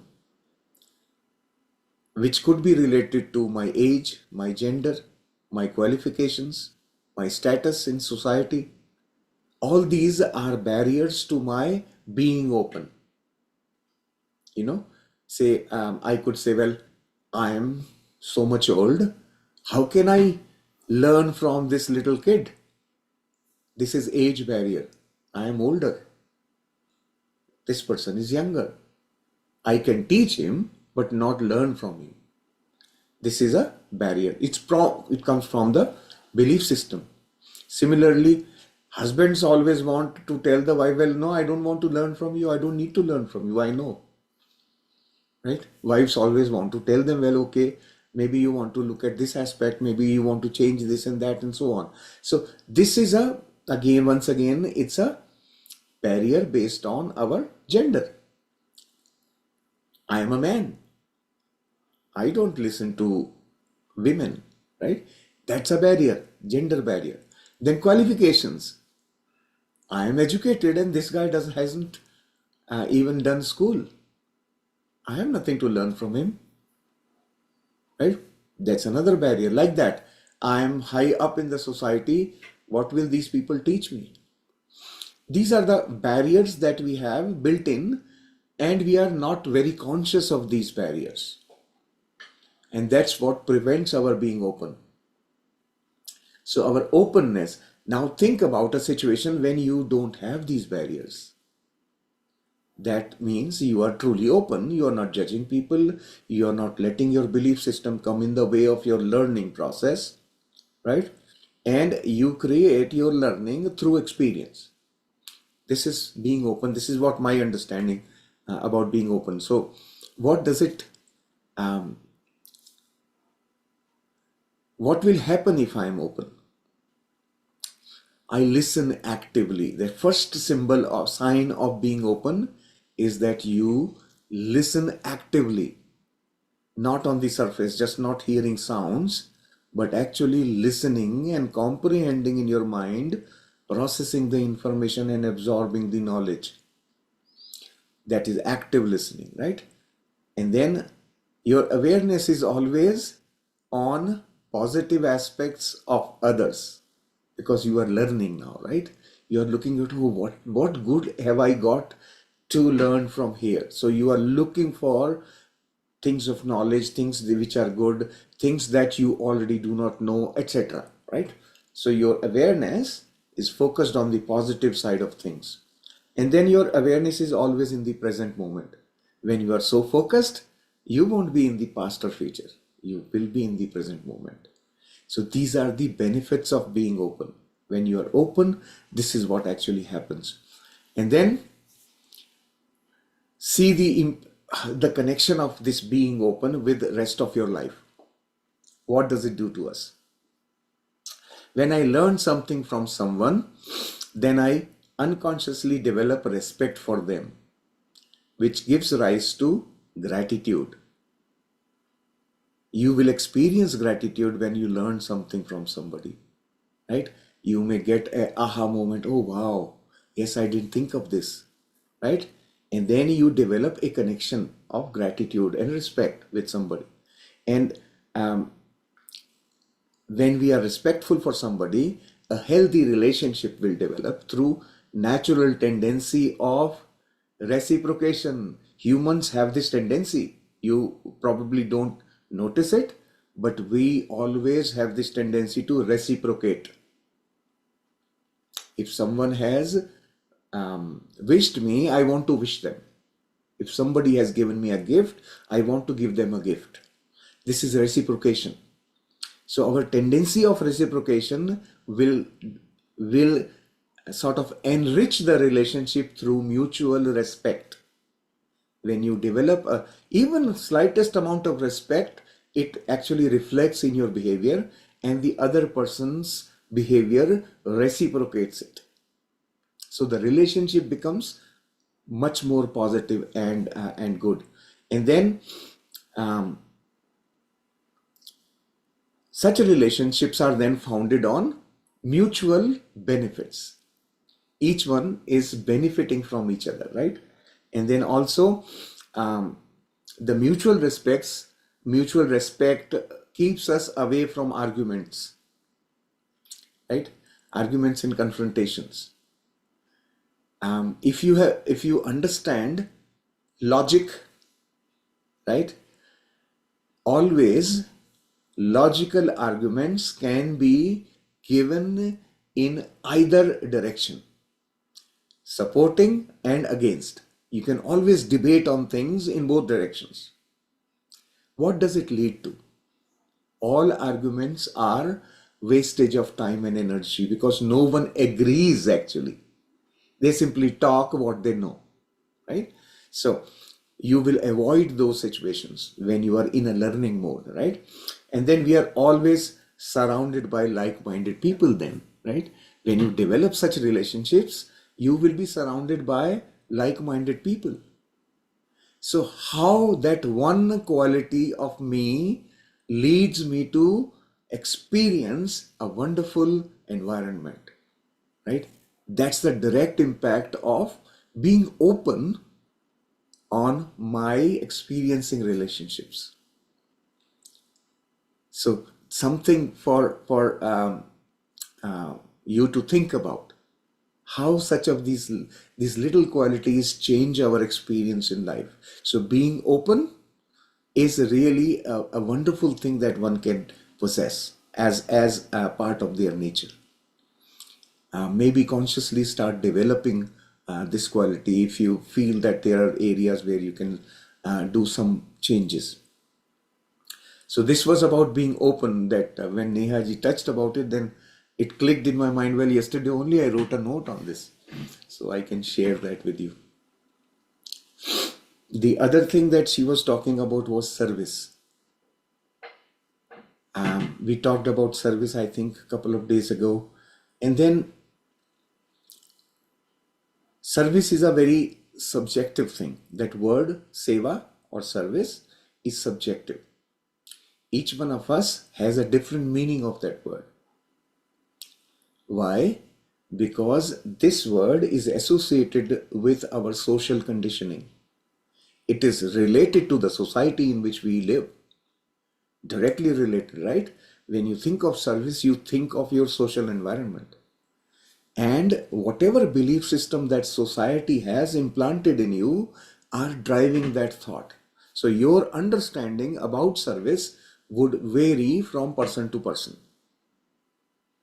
depending on how their belief system has been groomed. So think about that aspect, that what does service really mean to you? Okay. Now, as awakened person, as a person who is now beginning to realize who I am, what we are, what are we doing here on earth, what is the purpose, etc. When we are in that mode of learning, think about how you understand service to be. Then you will begin to start focusing on when I'm doing something somewhere, whatever I call service. Usually our association of service is with action. Do something for someone, right? That doing part, always remember what is it doing to me in my head. What is it actually doing there? When you are, because ultimately our purpose is, you have learned in this chapter, right? What is our purpose? Primary purpose is to know ourselves and become unified with our own self. And all the action that we do, including service, needs to support our growth or movement or experience in that direction of unifying. So when you are doing service, you need to be fully alert and aware of how is it helping me know myself better. Knowing yourself is the primary objective, right? So through service also you can know yourself. What gives me pleasure, right? Such of those actions which give me pleasure are my key things. Those are the things which take me in the right direction. So service from that perspective is a very important component of our day-to-day life, the secondary purpose, right? So remember that service, how you have understood so far, work on that thought and then develop that into a better understanding. Well, okay, I need to now associate it with my own growth, my personal development towards my primary objective. Okay, so just a couple of things I wanted to share with you. So thank you for your patient listening.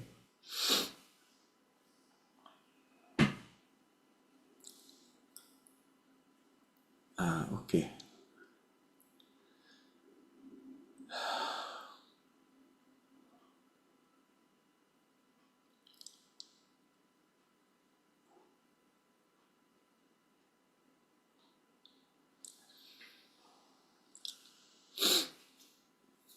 Thank you. So, any things anybody would like to share or ask something?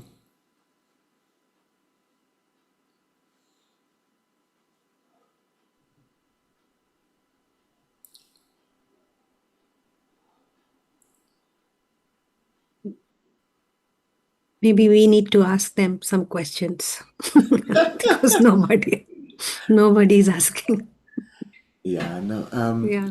This particular chapter is very intense in understanding, and like Rinkuji was sharing here, that today she is able to understand the chapter, right? Since Monday she has been reading it, but today she could understand. It is going to take time. Several repeated readings and several repeated listenings will help us understand deeper aspects associated.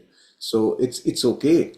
Whatever makes you understand, just put in that much effort.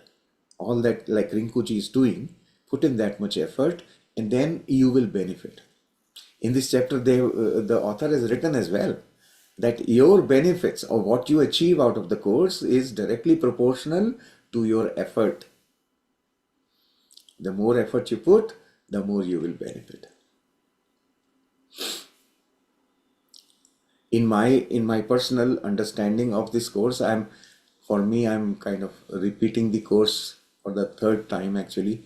For me, it's this time around it happens twice. So prior to this, I have done it 2 times already. So this is how much time it has taken for me to understand the depth of the course, and I am still not sure if I have really reached the bottom. right? The real depth of the course, I'm still not sure. I keep working on it the whole day.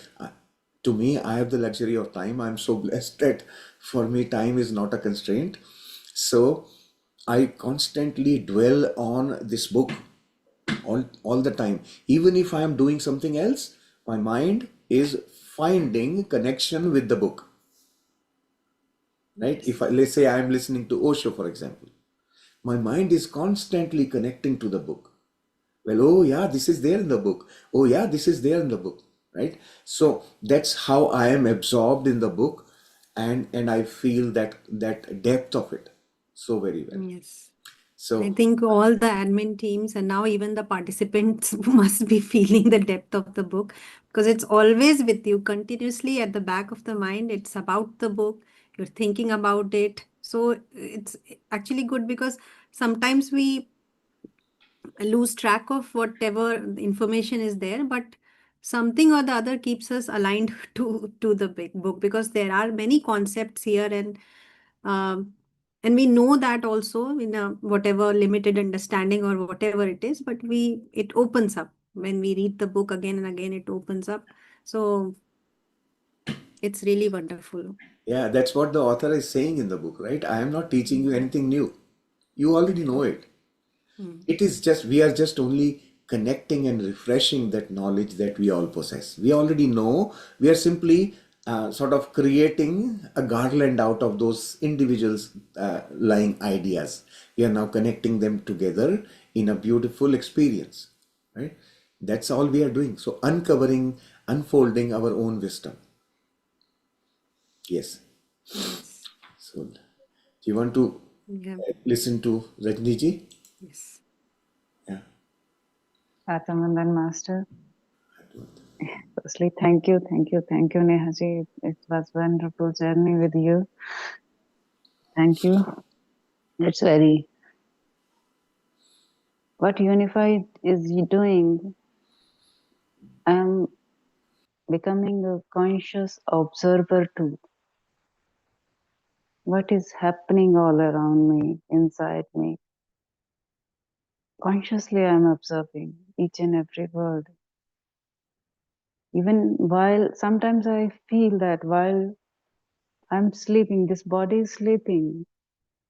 Sometimes at that time, I'm also a conscious observer. And it is a wonderful transformation I'm experiencing within myself. And as I serve with my art, um, I ran a boutique for last 30 years. And I was so attached with the fabric. And people were so fond of, means I served who, whatever type dresses I made. I was feeling so connected. When I take fabric in my hand, I uh, means if somebody asks me what is your relation with this your profession, and I ask few of them that when I take cloth in my hand, I feel as after delivery, mother is holding her child very first time in the hand. Each time I hold the fabric in my hand, I feel this relation with the fabric.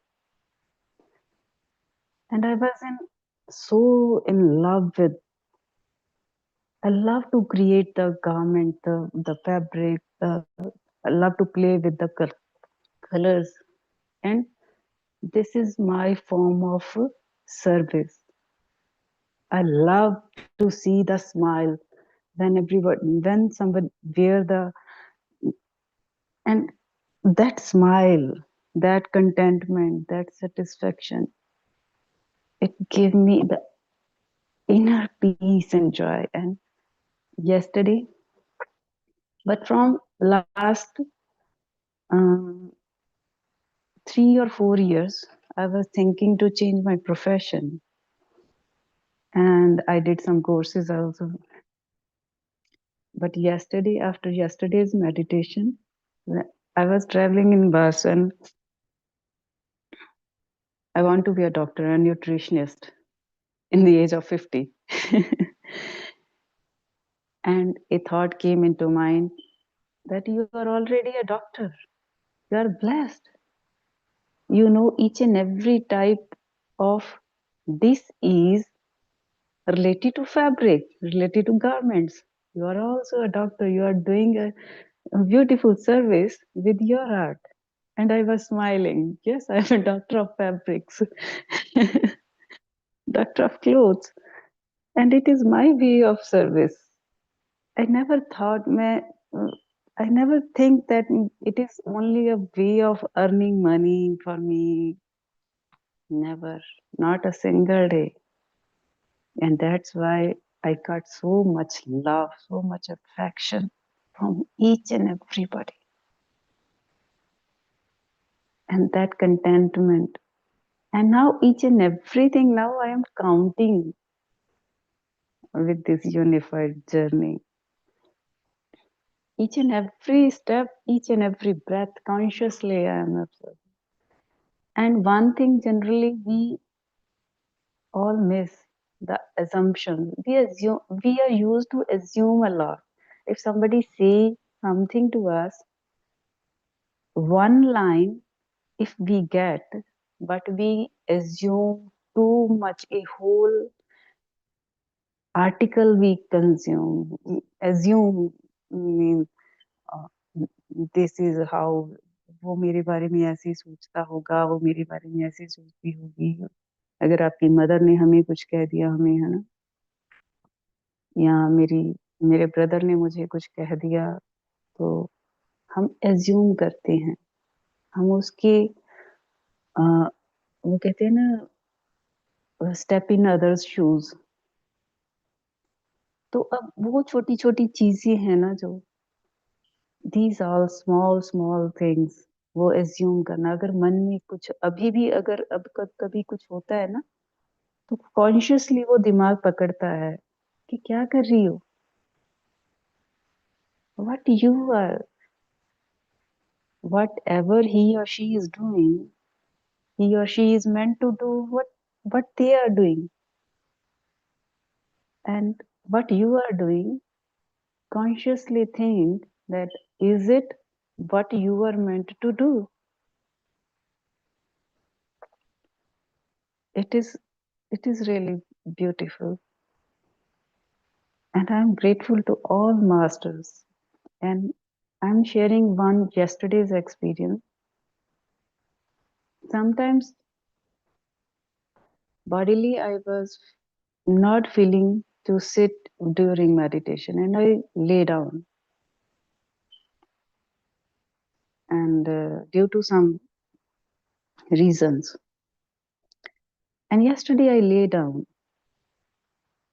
and I really do not know when for a few minutes, I got in sleep.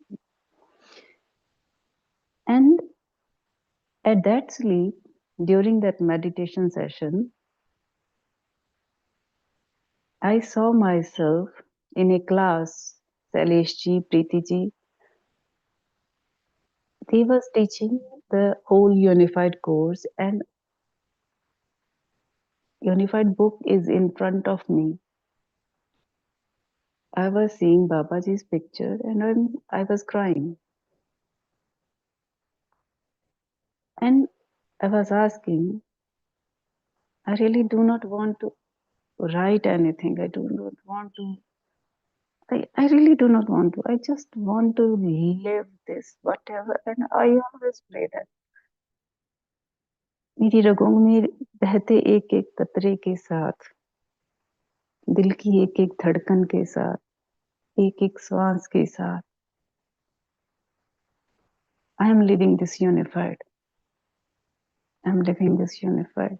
And I was asking to Babaji, picture of Babaji.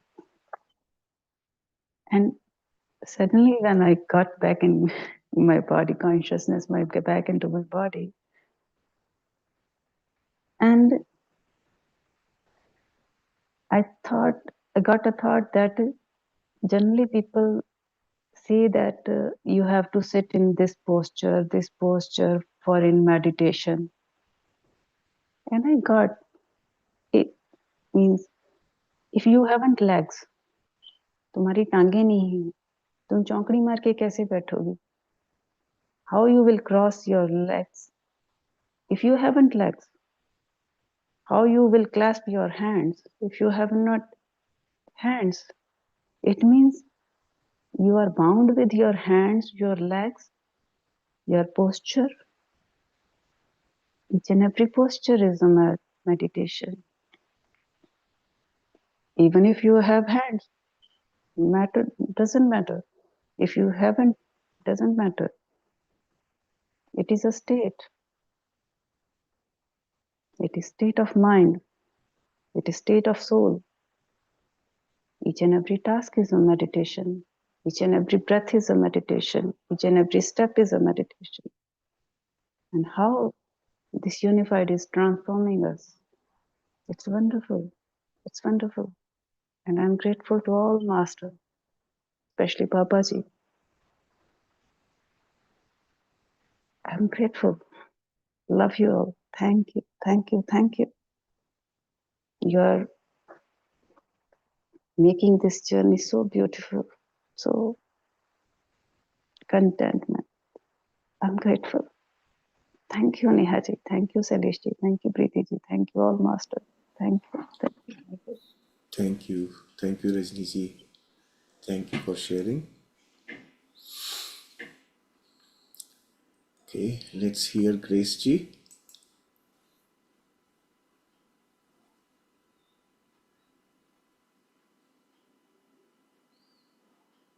Grace ji, you can unmute.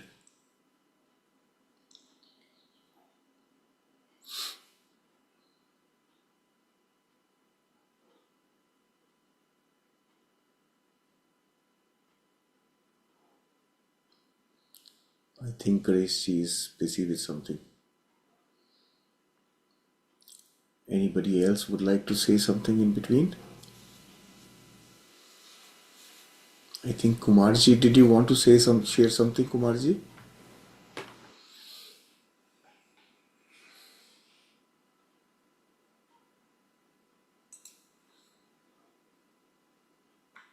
Namaskar, all master. Namaste. Legacy, Prithiji, Neha all the master. I was thinking to share something, and I would like to put it hold until the Sunday one. There's more Okay. crowd. Okay. But I can share a little bit what I want to say on Sunday. So I can say a little bit. Okay. I was imagining myself. What if? So all the master who completed, this is the third time, going to be completed this 6-month courses. And the rosar is still in his body, it's alive, good sense. And since I heard yesterday or day before yesterday, Shalishi mentioned that's the learner permit from the driving license. Not a real driving, but the learner permit. Maybe you can ask him to get the individual interview all the member, first batch, second batch, third batch. He can individual personally talk and issue the learner permit. Where, let's say myself, can I have a learner permit from him? If I complete and if I pass, it's how much depth. Any question, you don't have to. So and that would be a really valuable reminder. I'm not asking you have to, but what if piece of paper is this a history, creating history, and he made it. He allow us to go next level. I'm just imagining what if since I heard the learner permit and then you doing Shailaji, Pirtiji, you are doing third batch, and you just mentioned earlier you're not getting in the bottom. And I'm talking myself. All the way in the, more than half. since we are talking about 15th chapter, I'm so blessed. I mean, I don't want to say anything, I don't know anything that much deep, but I am in the, content, and I got to revisit every chapter, and then, feeling those energy and learning and that knowledge, right? This Yes. is the, 360 degree in the 15 chapters, starting first chapter to up to 15. It's complete. You are that guy you were talking, giving the name, right? Yeah. Much the deep knowledge. If I go first, completing this one, second, third, fourth, I don't know, how, how many class I need to be in getting into the bottom. I'm just imagining you are already there, third chapter. I'm third batch, and you're teaching not only learning, you're teaching too, right? So there is we cannot complete certificate. We can get it, but you can get learner permit. You can leveling first learner permit, second, third, right? There is no institution, something else, but he can issue, or we can facilitate, and then people can see or feel good about. I met this Roger guys, and we can announce, let them all the people know, and what this when we completing this 6 month or 7 month, it could be a second month also. This is the celebration from the who originated, who is a medium of the Babaji, right? And it's possible. And if we can facilitate, that's Okay. fortunate to be here. But the thing is, being stick with a knowledge, right? And then that's the idea. I just want to share in the Sunday. We can keep talking. You don't have to go anywhere. Still, we have a lot. But this is my thinking process. I'm imagining.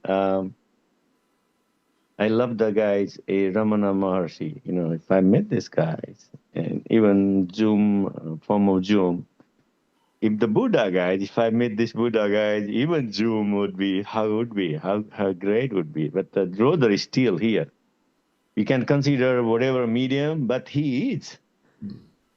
He's a entire attorney journey. He's as a lawyer.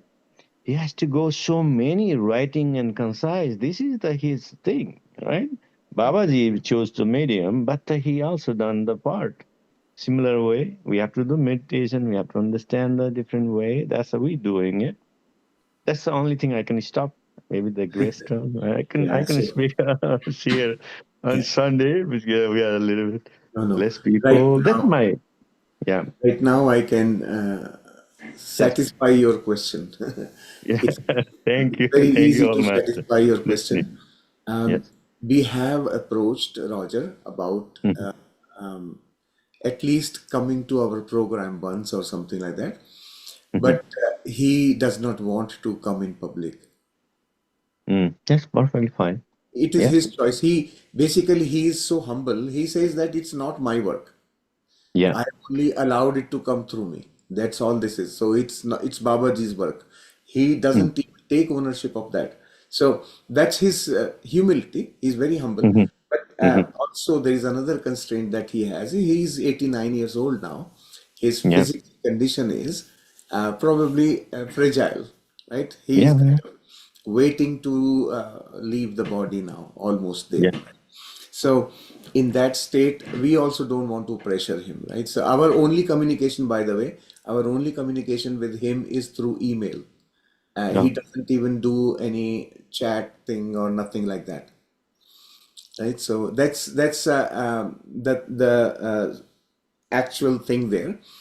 We would Mhm. have loved to see him here as well. We would have loved to interact with him and get his insights into his own personal experiences. He's been Correct. practicing it for almost 30, 40 years, right? So Yeah. it would have been wonderful. Now, coming to the certification part of it, the learner's permit, okay, that we have given you even the licensing authority itself. Your own higher self is the authority. You take learner permit or final license, whatever you want. Your higher self will give it to you as you approach the right time. right? So this is the beauty of this course. It authorizes you, it enables you to become the authority of your own life. That's what this chapter is about, right? Yeah, We absolutely. have arrived. We have arrived, right? So we now have the permit in hand. Now we have to drive the vehicle. That's the next challenge, right? Yeah. Start driving the vehicle as per the learnings from the program. So So you have asked this question very at the right moment because we just got our permits. yeah. So my thing is, you mentioned, in even after the third term you are doing it, and you doubling that one, sixth time you're doing it. You're still becoming humble and getting in the bottom mistakes. You are not sure when you get it right. Yes. This is the learner permit. Even we keeping us humbling. That's why I mentioned the learner permit. We are in charge. Thank you so much for the Yeah. sharing that part. Yeah, yeah. It is And the yes. learning, important part of learning is being open. We just talked Yeah. about it, right? Today. Mm, Being open is the key. Once we are yeah. open, everything just falls in place. There is so much more that will come automatically. And always we have to remember that what is necessary for me at this time, in the Yeah. present moment, is the most critical aspect of everything. So Yeah. whenever, even when we are interacting with our higher self, the response from higher self can change from time to time.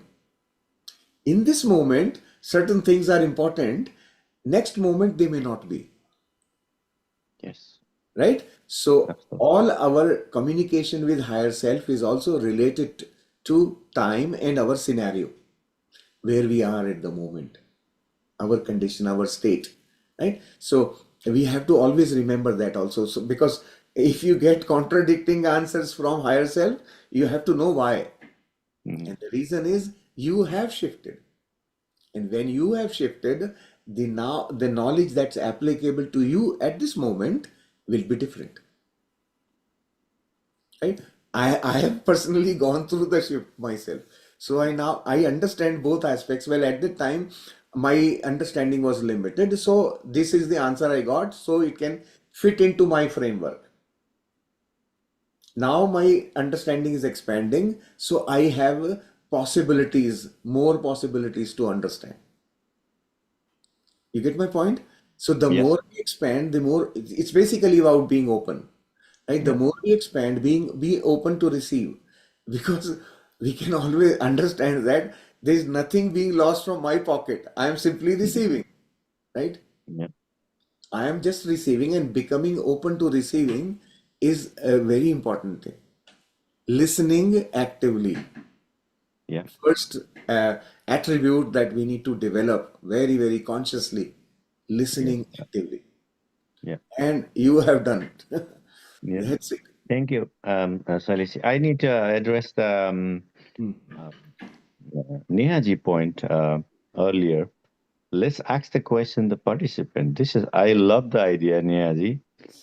I'm thinking to after finishing this course, I am working with start a Nepalese language class, and I'm doing this approach. Niazi, I'll apply how this work. We're gonna everybody need to help me out. So Very the good. team, Yes. I'm building the team. It's a Perfect. long way, a few months back, going to be, Yeah. and this is the approach I believe to be pretty works pretty well because I know the Harvard. Business school, how they teach the class and give the case, flip the classroom. This model is flip the classroom and then when the meet and just ask the question, and then professor and then staff's gonna facilitate the questions, and then we can look at the face and we ask the questions to the face, and we have to psychologically we're gonna make them think, Hmm.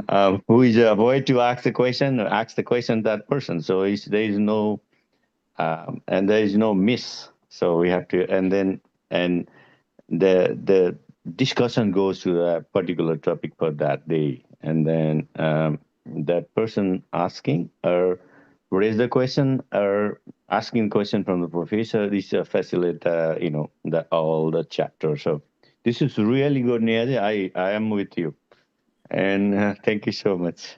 That's why we have this question answer session on Yeah. Sunday as well as every day. After the session, we are open to your questions of Yeah. people. Is Hmm. that's the purpose, right? And Yes. intermittently we do put questions in the chat box there, right? In the Yeah. WhatsApp Yes. chat. Intermittently Yeah. we keep posting questions for allowing people to think about something, Hmm. just bringing their attention to some specific things. That's where we ask questions there as well. So, but yes, I fully agree that asking questions from participants is very powerful if we are doing it in a classroom setting.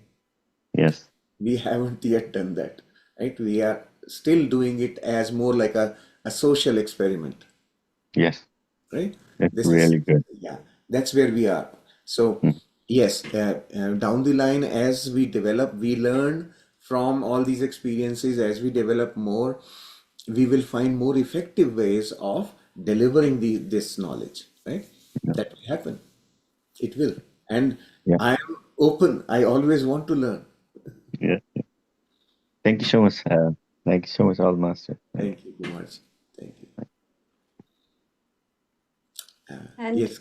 everyone is free to come up with their own explanation also. They can just Mm. come with their understanding. It is open. So it's not like a formal class setup here. So we are very open to listening to what came. That's why I keep asking questions in the chat group. What do you mean by that? What came into your mind? So I want everybody to come up with their perspective. It really opens everybody up. So, and it makes us serious about what we are doing. I mean, it's 6 months of time and our energy is going into this. So let it just not go it like a waste of time. Make the most of it. Make the most of it. It won't go as a waste 100%, that is sure. But make the most of this time. So that next time, whenever you plan to do this course, you will get more out of it. You'll get, and that has been my personal experience. The first time I was guiding, I didn't know a thing about the book when Preeti ji approached me for the book. I had no idea about the book. And I was just asking for some sort of help, and I was like, I just went with my intuition. In the first week, I started guiding and whatever I could feel because I already knew what I was doing and I was confident I had to go with that. So when she just mentioned to help, so I was like, okay, let's go do it, and whatever comes, it will teach me also and I'll be able to explain it. So let's just go with the flow. Whatever is coming, I'll take it from there. So that kind of, and when I started learning and went to the chapter by chapter, understanding everything, then I understood that this is what I've been looking for, and I've been asking, and I was doing also a couple of things according to my understanding. I was very regular with journaling and writing things and making things for myself. But when the book came, I said, this is exactly what I was looking for. So it became very easy for me to realign myself with the exercises of the book. Very nice. Yes. Yes.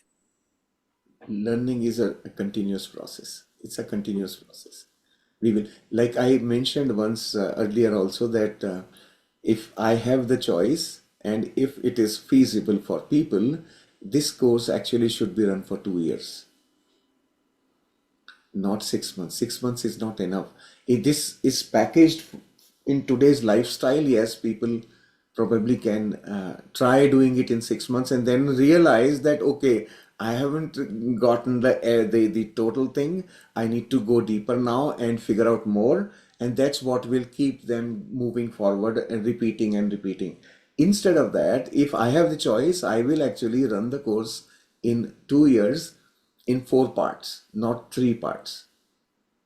That's what, if I was to do it that way, I would probably run it in 4 parts and 3 parts of the book. So one part should run for 6 months, not 6 weeks, 7 weeks.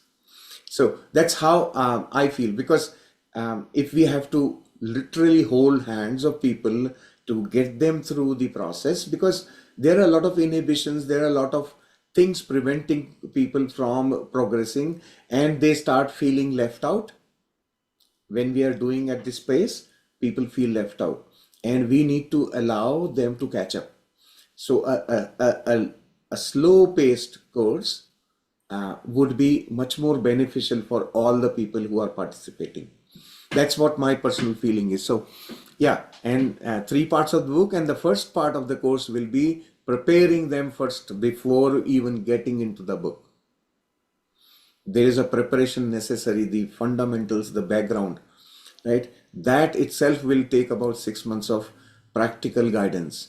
So that would probably be my contribution into that course, and like develop a proper 2-year program. That's something, yes, will, I mean, my personal, from my experience, I am telling you that the more I am practicing, the more I am learning, the more I am knowing myself better. And ultimately, self actualization will happen. Self realization will happen only once we have gone through everything in depth, right? And that can happen only with consistent performance, consistent practice. Yeah. So, yeah. With this Rajni is book, ready, I mean, Rajni is ready everything. for a 2-year course. Yeah. So Yeah. this book, it is at one place. When you hold it, you have everything there, everything. And how is it possible to complete it in such a short time? Right? We have to start. We have to, first know, then change, then live. So it's a long journey, though it is very enjoyable. As I said, many times you feel like, okay, you have done so far, and then still things are coming up. But it's many lifetimes accumulation that we are trying to clear up. And here on, afterwards, it will be only bliss. And how our higher self connection is with us,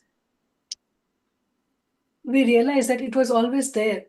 Just today, when Nehaji started guiding meditation, I realized this is what I was trying to do all my childhood at my office work. That's what I was trying to do. I was not working for that salary that comes every 2 weeks. So I missed my paychecks. I didn't realize that I didn't get my paychecks. 3 times it happened. So the total focus was on the work that I was doing and how I am fitting into that. How I am contributing, dealing with people. What are my, hidden thing inside? What comes up? So that is how the perception of life was there. And now, just today, Babaji says anything that you were doing before, you were just trying to be you always, but you didn't had enough tool.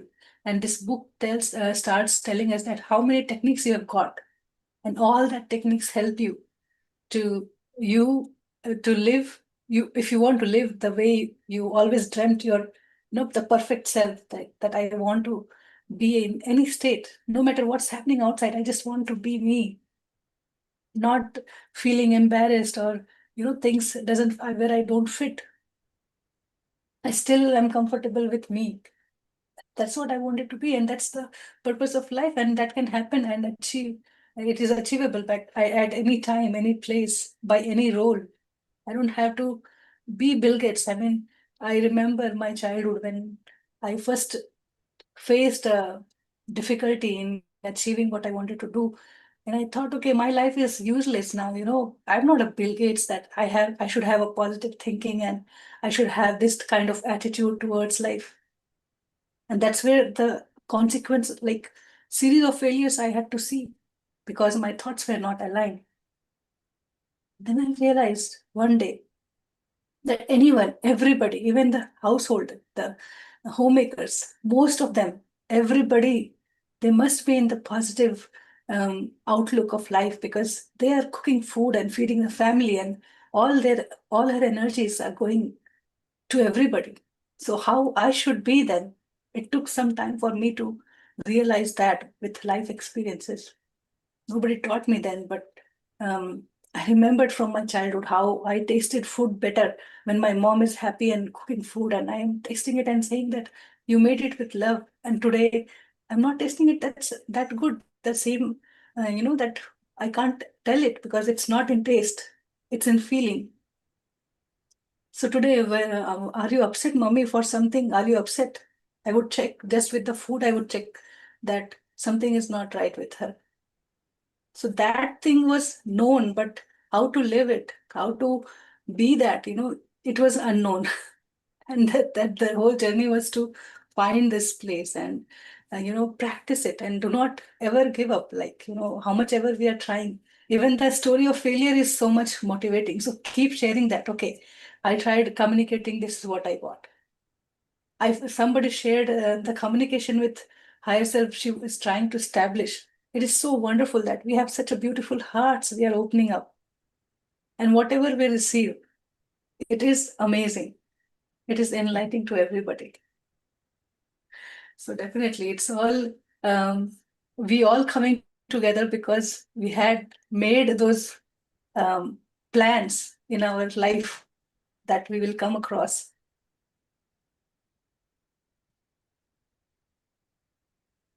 Thank you. Thank you. So beautiful. Thank you. We can see the joy and love on your face. Yeah. Yes, I was like, even after meditation, I was thinking that why I'm jumping from one class to another, and there are multiple sessions happening, and everybody is running behind that. And many have complaints that I want to teach meditation, I can't teach. Many had complaints, I want to practice meditation, nobody let me practice. And then I read the book and I said, okay, this is what is happening. It's me only stopping myself. And by that time, I had figured that sort of problem that I had in my life. I had already overcome that. But then this gave me clarity to go further. So I just had this, the beautiful thing that happened in life is coming across this course. Good. Thank you. Thank you. Let's listen to Grace ji. Thank you for being patient, Grace ji. No, thank you, sir. Thank you. Thank you so much for this wonderful session and everything that I listen, it's always going in my, subconscious mind, and I'm really happy.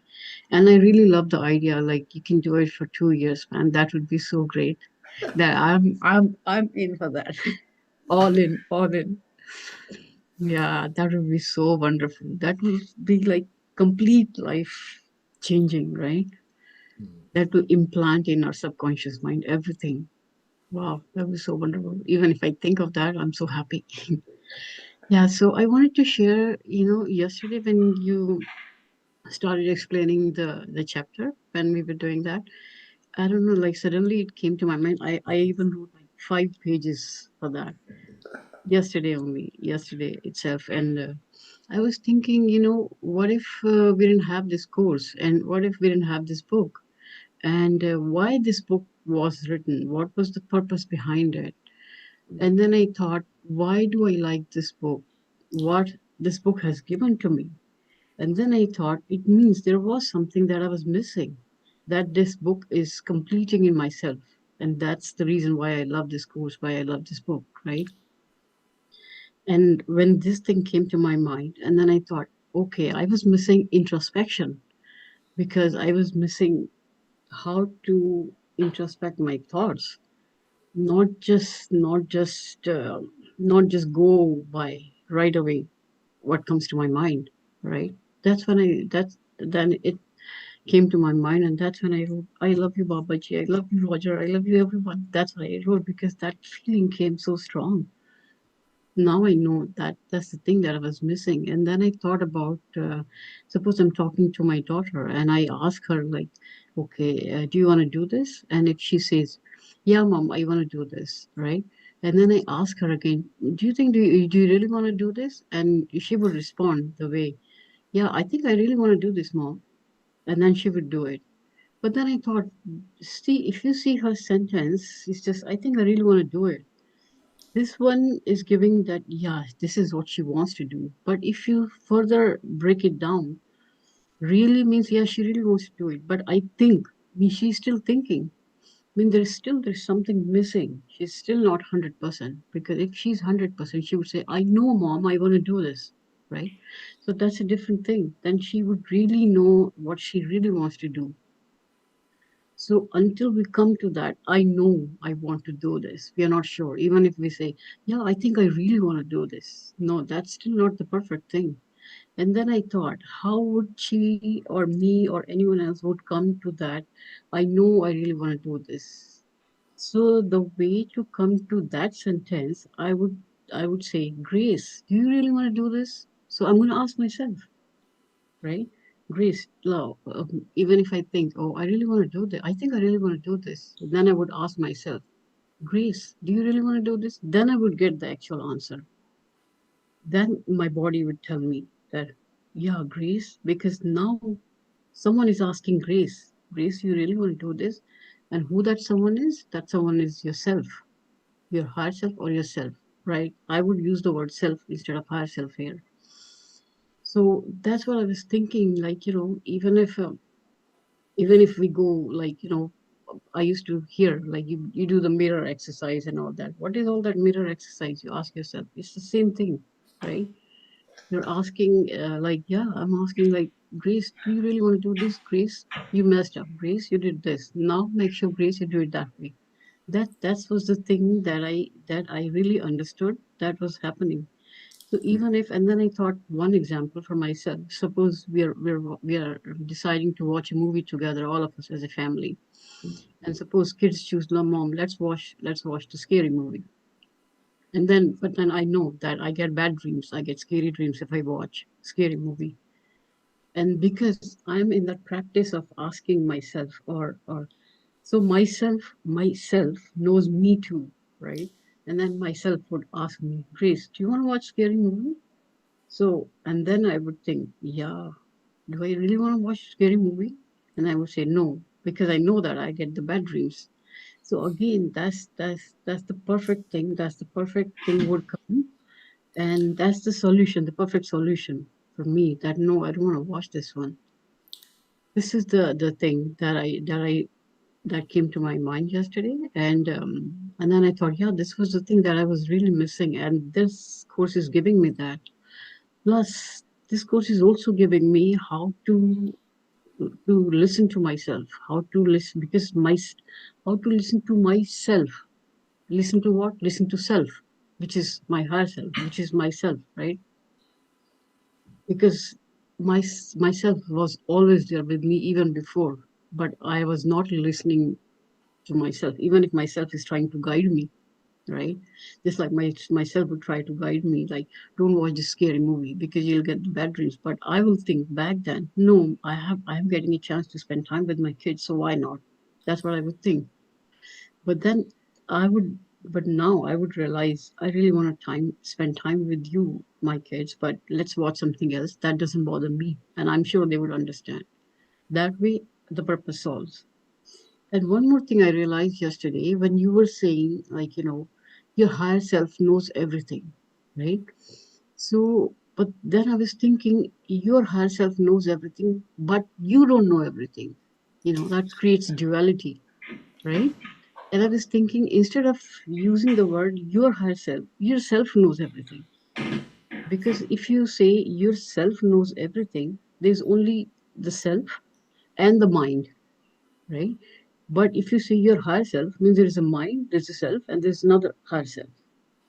So I took that out. So now I only focus on self, not the higher self, because the one is mind, right? Based on our future plans or future fears or fear of failure past and the past experiences, we take decisions that our mind is taking decision, all those, right? And the thoughts are taking this, but our self is the one who's guiding us. So from now on, in my mind, I would always think self, not the higher self, because it has already been, the secret has already been out that it's you, right? So why say higher self? Higher This self is is something else. No. this is the meaning of being unified. When Yeah, you yeah, are yeah. unified, there Yeah, is no higher or lower self. that's what I was going to say next. Like, instead of the duality, if I use the word self, that's the unus, that's unified, that's oneness. Yes. And one more thing, when Nehaji was saying in the meditation, just figure it out, like, Is your purpose is to achieve some high things in your I don't exactly remember the words that she used, but is your higher purpose is to get something achieved in the practical life, like in the day-to-day life, and big achievement, or self-awakening? That was the borderline. At least one thing. No, you can work on that, right? Instead of dwelling into, oh, I'm doing this higher self growth. Should I work on my awakening, or should I try to manifest $1 million and this and that? So the first thing is to work on what exactly you want in a broader prospect, and then move forward from there. So that's really, really like, and I wrote, Now, like, when I started writing, I wrote five lovely. pages. And even when you were still explaining the chapter, I was still writing. I don't know, my handwriting came so bad because I was writing so fast. You can always use the YouTube to rewind and re-listen to things, right? You can Yeah, always pause and write. but that time I was not even listening. I was just, something was coming in my mind. I was just writing. That's good. So It's very good. Now, one aspect that I would want everyone to, now again, being open, that part I'm again addressing. Let's say you want to become the prime minister. Just hypothetical example. You want to become the prime minister. You never know, because that may be the path for you to know yourself. So there is nothing wrong about any aspiration that you have, as long as you deal with it in a um, right perspective from the heart. From only one purpose in life is to know yourself. Now, in the process of knowing myself, what all am I going to do? Action part of it. That each one of those actions will make me know myself better. Right? And one of them could be, I want to become a political leader. And so be it. Be open. All I'm saying is just be open. Allow, right? Allow such of those possibilities to come to your horizon. Let them be there. Finally, ultimately, you will make a choice using your wisdom, which is whatever we call it, self or higher self or whatever, right? You will then make a choice using your own wisdom. However, don't disregard all those possibilities either, because of pre-biased, preconceived, or belief system that you may have, right? Many people have this belief system that all political people are not good people, right? That's another belief system. So we have to be open and unbiased about each one of those and allow that to become our experience, right? If it is my experience, yes, nothing wrong. I have now gone through the experience and this is what I have learned from my experience. Okay, fine. Even then, actually, sometimes I even challenge those things. Well, have you really seen every aspect of it that you are making this opinion about such an experience? I sometimes have to open myself up, maybe try it once more and figure out maybe there's another good thing to it. Right? That also I do. All I'm saying is being open helps us develop and know ourselves better.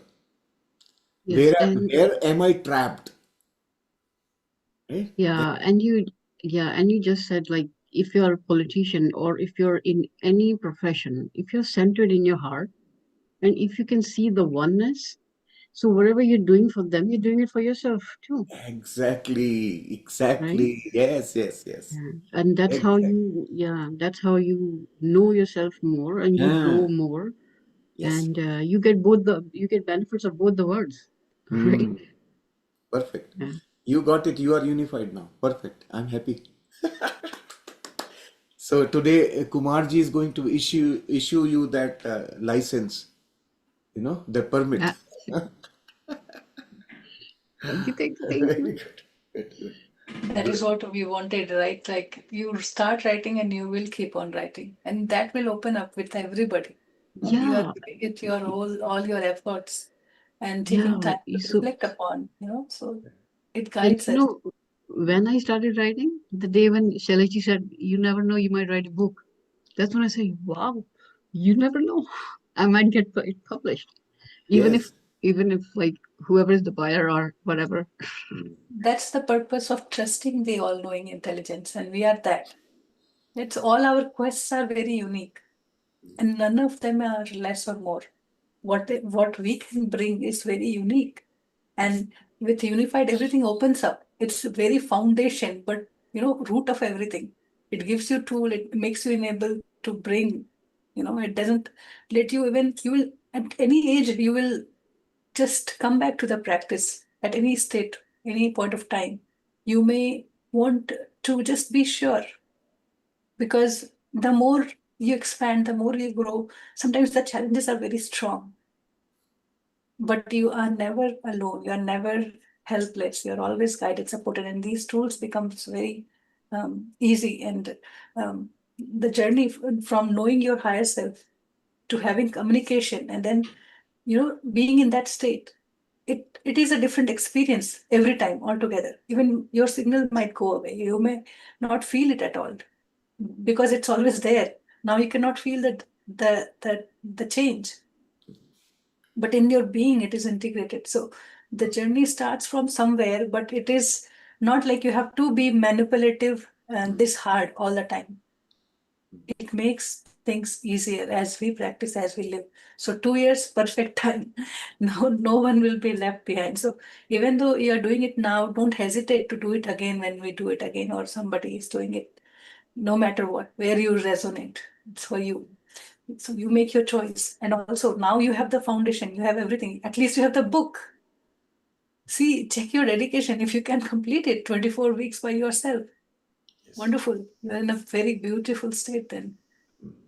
But I think it is so much joy to share here. Even each and every master come and guide the session all 7 days, unique experience. The learnings are unique, the sharing inspiration, energies, everything.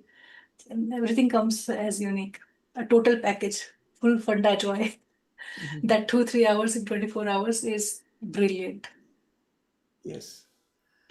And just so that all the participants know one thing, I'm not going to give any details yet because those details are not ready for sharing at the moment. But just to let everyone know that Preeti and I and our team, Nehaji and others in our team, we are doing deeper research into the book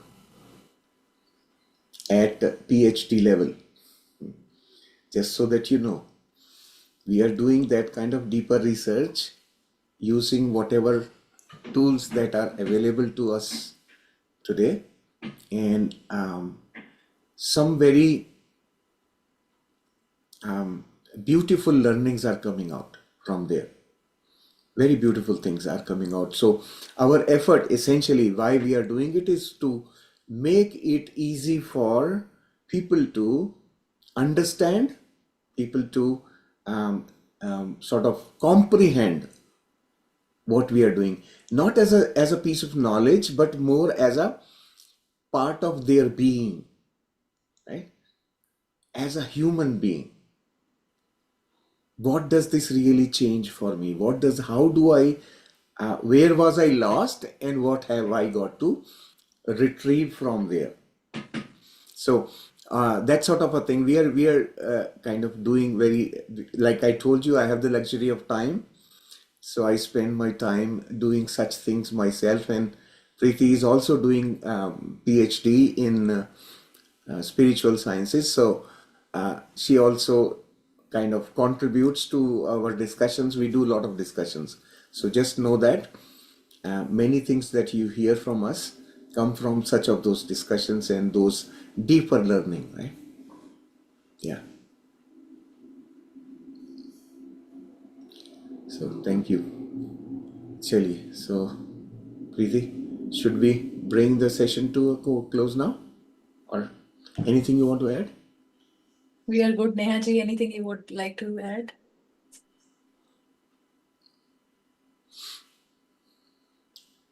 No, I think I'm good. I was just thinking during the discussion only, I was just thinking that what was the purpose of life of Lord Ram? What was his purpose of life? He was born as such a majestic king with so much, he was supposed to be the ruler. And then there comes a stepmother, and she changes the whole purpose only, that you go to the you go to the forest for 14 years. My son is going to be the king. So now, if we think it in a broader way, that his purpose was to defeat Ravan, defeat Ravan. And to defeat Ravan, he had to go through the entire process to get to his purpose. Otherwise, if he was the king, he was the king in Ayodhya, many other majestic kings were also there. Anybody could have killed Ravan. But because it has to be done by him, he had to go through this big ordeal and get to Ravan to kill him. So the thing is that the purpose, the thing here I learned from Ram is his humility, that he did not question anything. He just followed.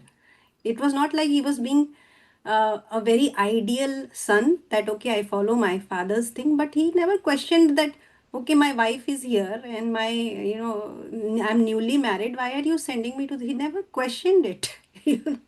He just said, okay, uh, whatever comes, I will flow with it. Because he was so centered already. He was not looking for any kind of external validation. He was so centered. He was already unified. So he just went with it. Okay, whatever comes, at least I know where I am. And from there, I will live whatever life I want. So this thing just came to me as an example. So just sharing that. Very good. I just wanted to say one more thing. Even the Bharata, he that was not his sole plan to be the king. So even if his mom wanted him to be the king, he did not become the king, because mom was just like us in our like day-to-day life. I want my son to be this and this and this and that. But if it is not in his soul plan, he will not be that, right? He will choose his own path according to his own soul plan. That was another thing in Ramayana. That's from my understanding. And isn't that all the parents experience in their lives too? All the parents experience the same thing. They Yeah. want their children to be such and such, but their children refuse to be such and such. Right? I know. That's the Yeah. real life. Yeah. It's a real life example. Yeah, for that thing, I just remembered something. I'll just take one more minute. Hmm. When my daughter turned 13, I put him into Air Cadet program. So Air Cadet is like in India, sorry, here. So she was doing Air Cadet. So when she turned 16, she applied for this glider planes license. And she applied in the sense that she applied for the scholarship for that, and she gave the interview with the officers, and she gave the written test, and she cleared all that, and she started flying the glider planes. So next year when she turned 17, so there was another chance of flying the power planes with the engine ones, because glider planes, they don't have engines in there. So she appeared for that one. She applied for the scholarship for that one, which was given to her, and it was all free. So I didn't pay even a single penny out of my pocket. It was around $35,000-$40,000. And then she went into astrology and all that.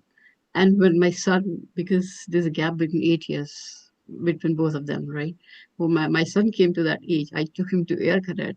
So 1 year, oh, I don't want to go. I don't want this. I said, no, you have to do it. Second year again, when he turned like 13, because it starts at 12 years of age. I took him again. Let's go. No, you have to do it. You have to do it. Yeah. Okay. Every day he's whining, he's this and but he's going. The third day, again, I'm taking him for the registration. He's again whining. Third year, he's again whining. Mom, I really don't want to do this. I don't want to do that. I said, you know what? Let's turn around. It's not for you. I gave up. I said, no, he's not going to do that. So you can only show the way. If it is their soul plan, they will, they will walk on that way. If not, then you know what? Maybe there's something else for him. So I said, okay, Yeah. I don't say anything to you now. Do whatever you want to do. Perfect. Absolutely. Yeah, yeah, Good. yeah, This is what we should just flow with how things are, right? yeah. Accept and then flow. Beautiful. Chaliye. Thank you so much. Thank you, masters. Thank you for all your contributions. Please do share the way Grace she has done today. She has expressed her understanding of the course so far, right? That's how beautiful it is. So I encourage each one of you to please do this. It helps your own understanding as well. One last thing. Sheelamji has put this question many times. I'm sorry. We are missing her on her question about creating formula. So the thought part is the only part you need to put. Any thought you want to manifest, you put there.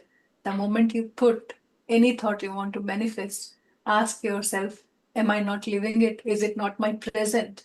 So if my purpose of life is to open a child care, right? Suppose if you want to do that, you don't see it happening in right now, but it came to your mind. The moment it came to your mind, it is manifested.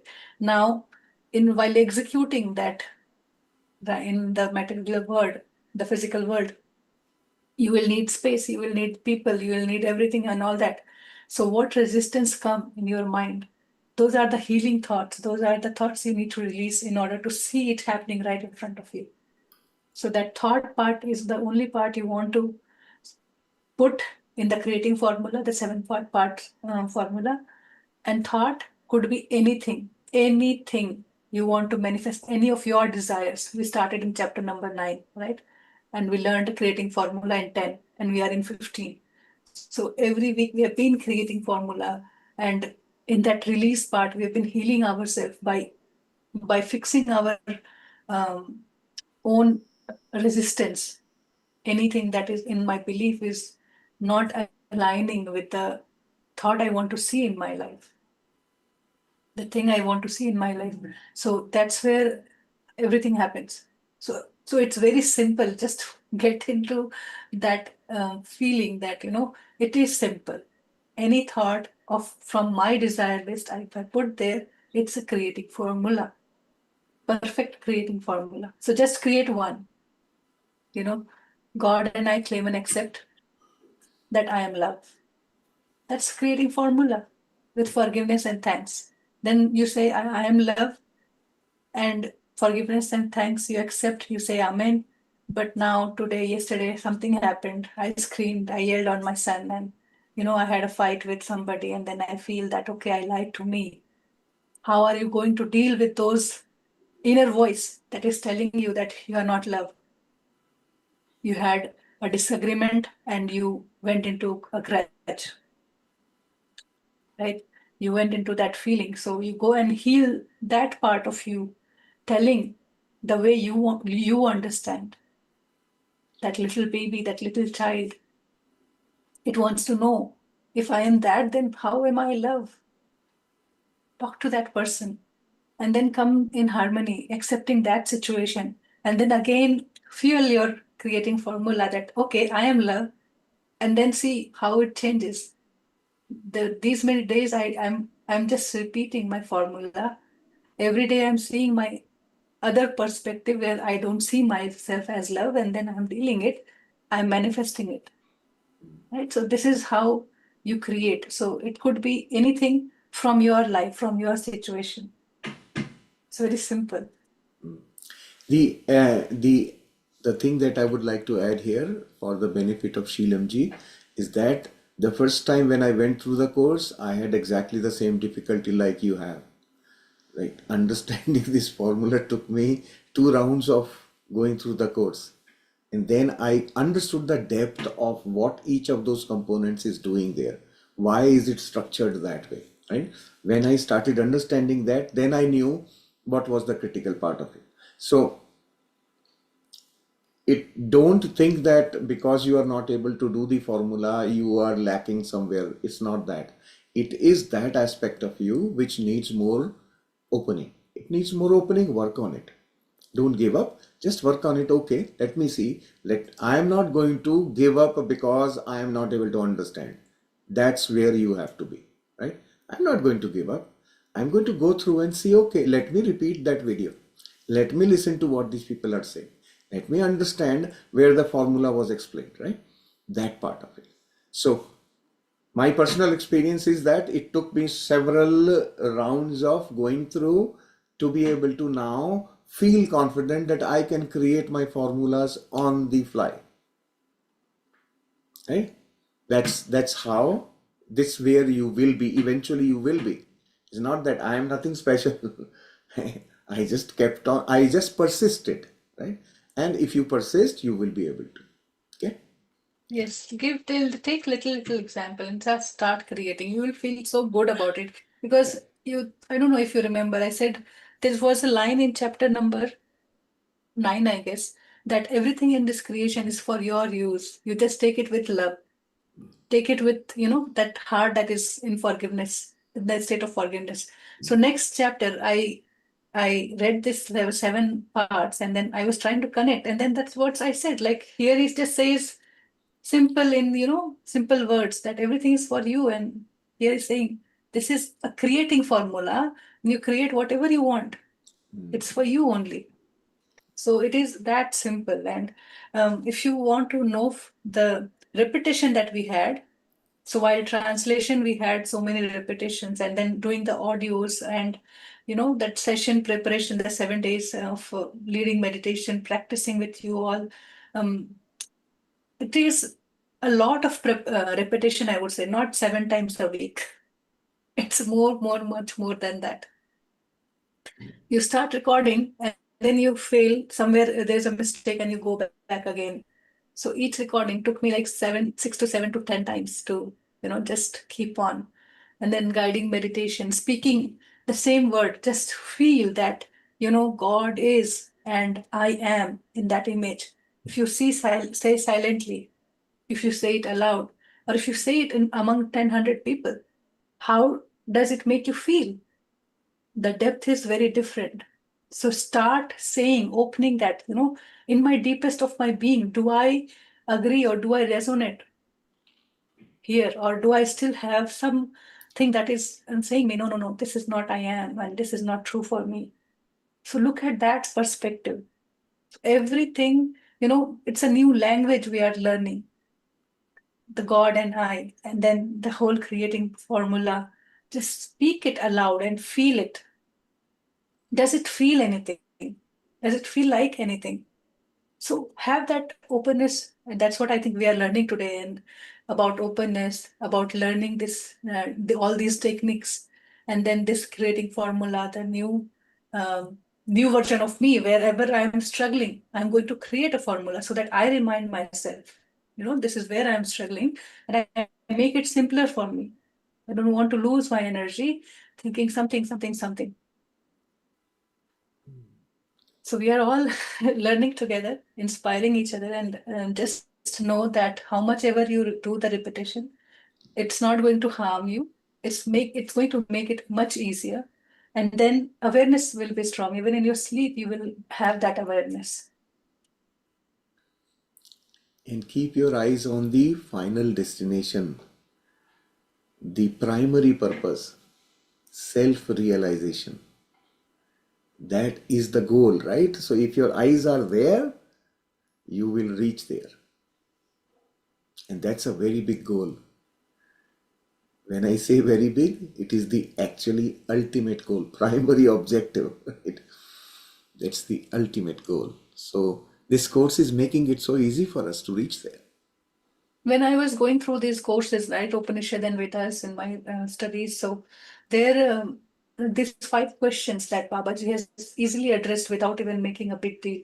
And those were the key questions to the student they asked their teachers, and that's where was documented as Upanishads. And here he's very simply giving all that answer, not in a big lectures.